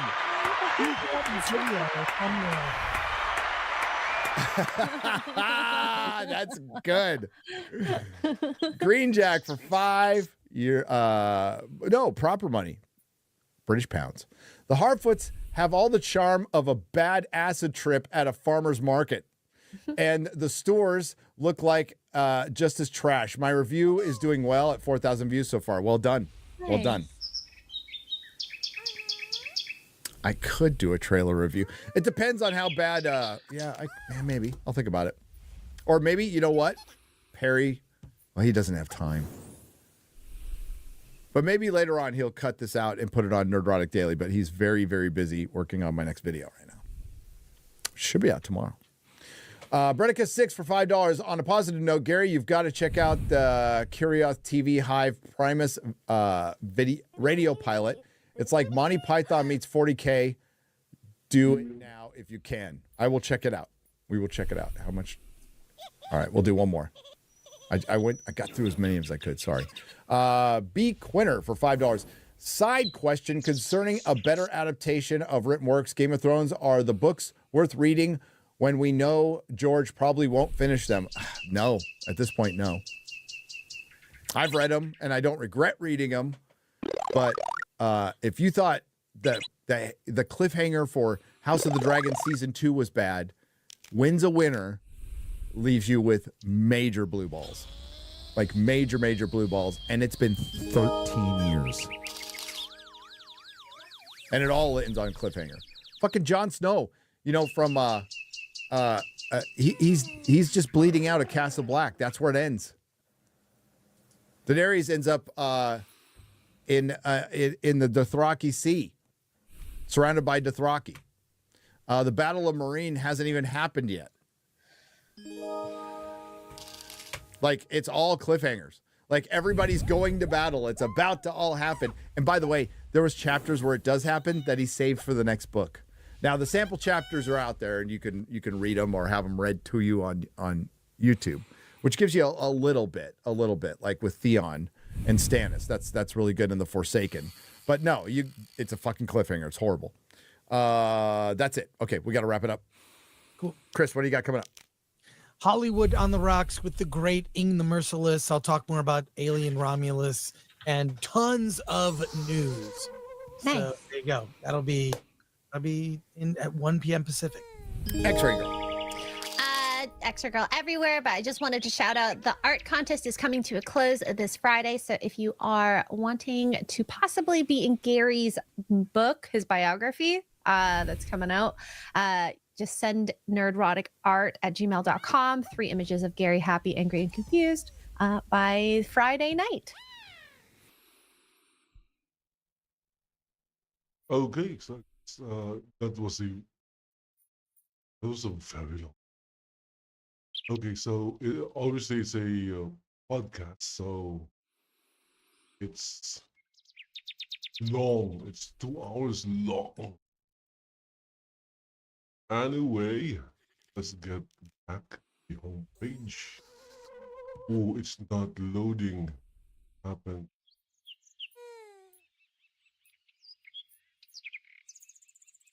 Okay, there you go. FromSoft sued for making Elden Ring too hard. That is just stupid. That is just stupid. And going to end the stream here, but I'll be back. Just going to take a break. As if I'm doing anything. I'm just watching. I'm just watching videos and growing a virtual flower in Second Life. There you go. There's my avatar. So let's see here.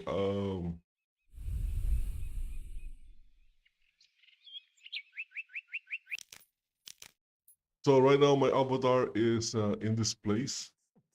There is an event right now, and you'll see every other avatars. They're all gray. Yeah, you can do that. That lessens the lag because no textures, no nothing are getting loaded. It's just one gray texture. And the virtual flower is right there on the right side. Still growing. So I started like maybe what the other day, and I have made maybe $500 million almost. It's I'm at 490. I made $2. Anyway, guys, thank you for watching. Be back later. Bye bye.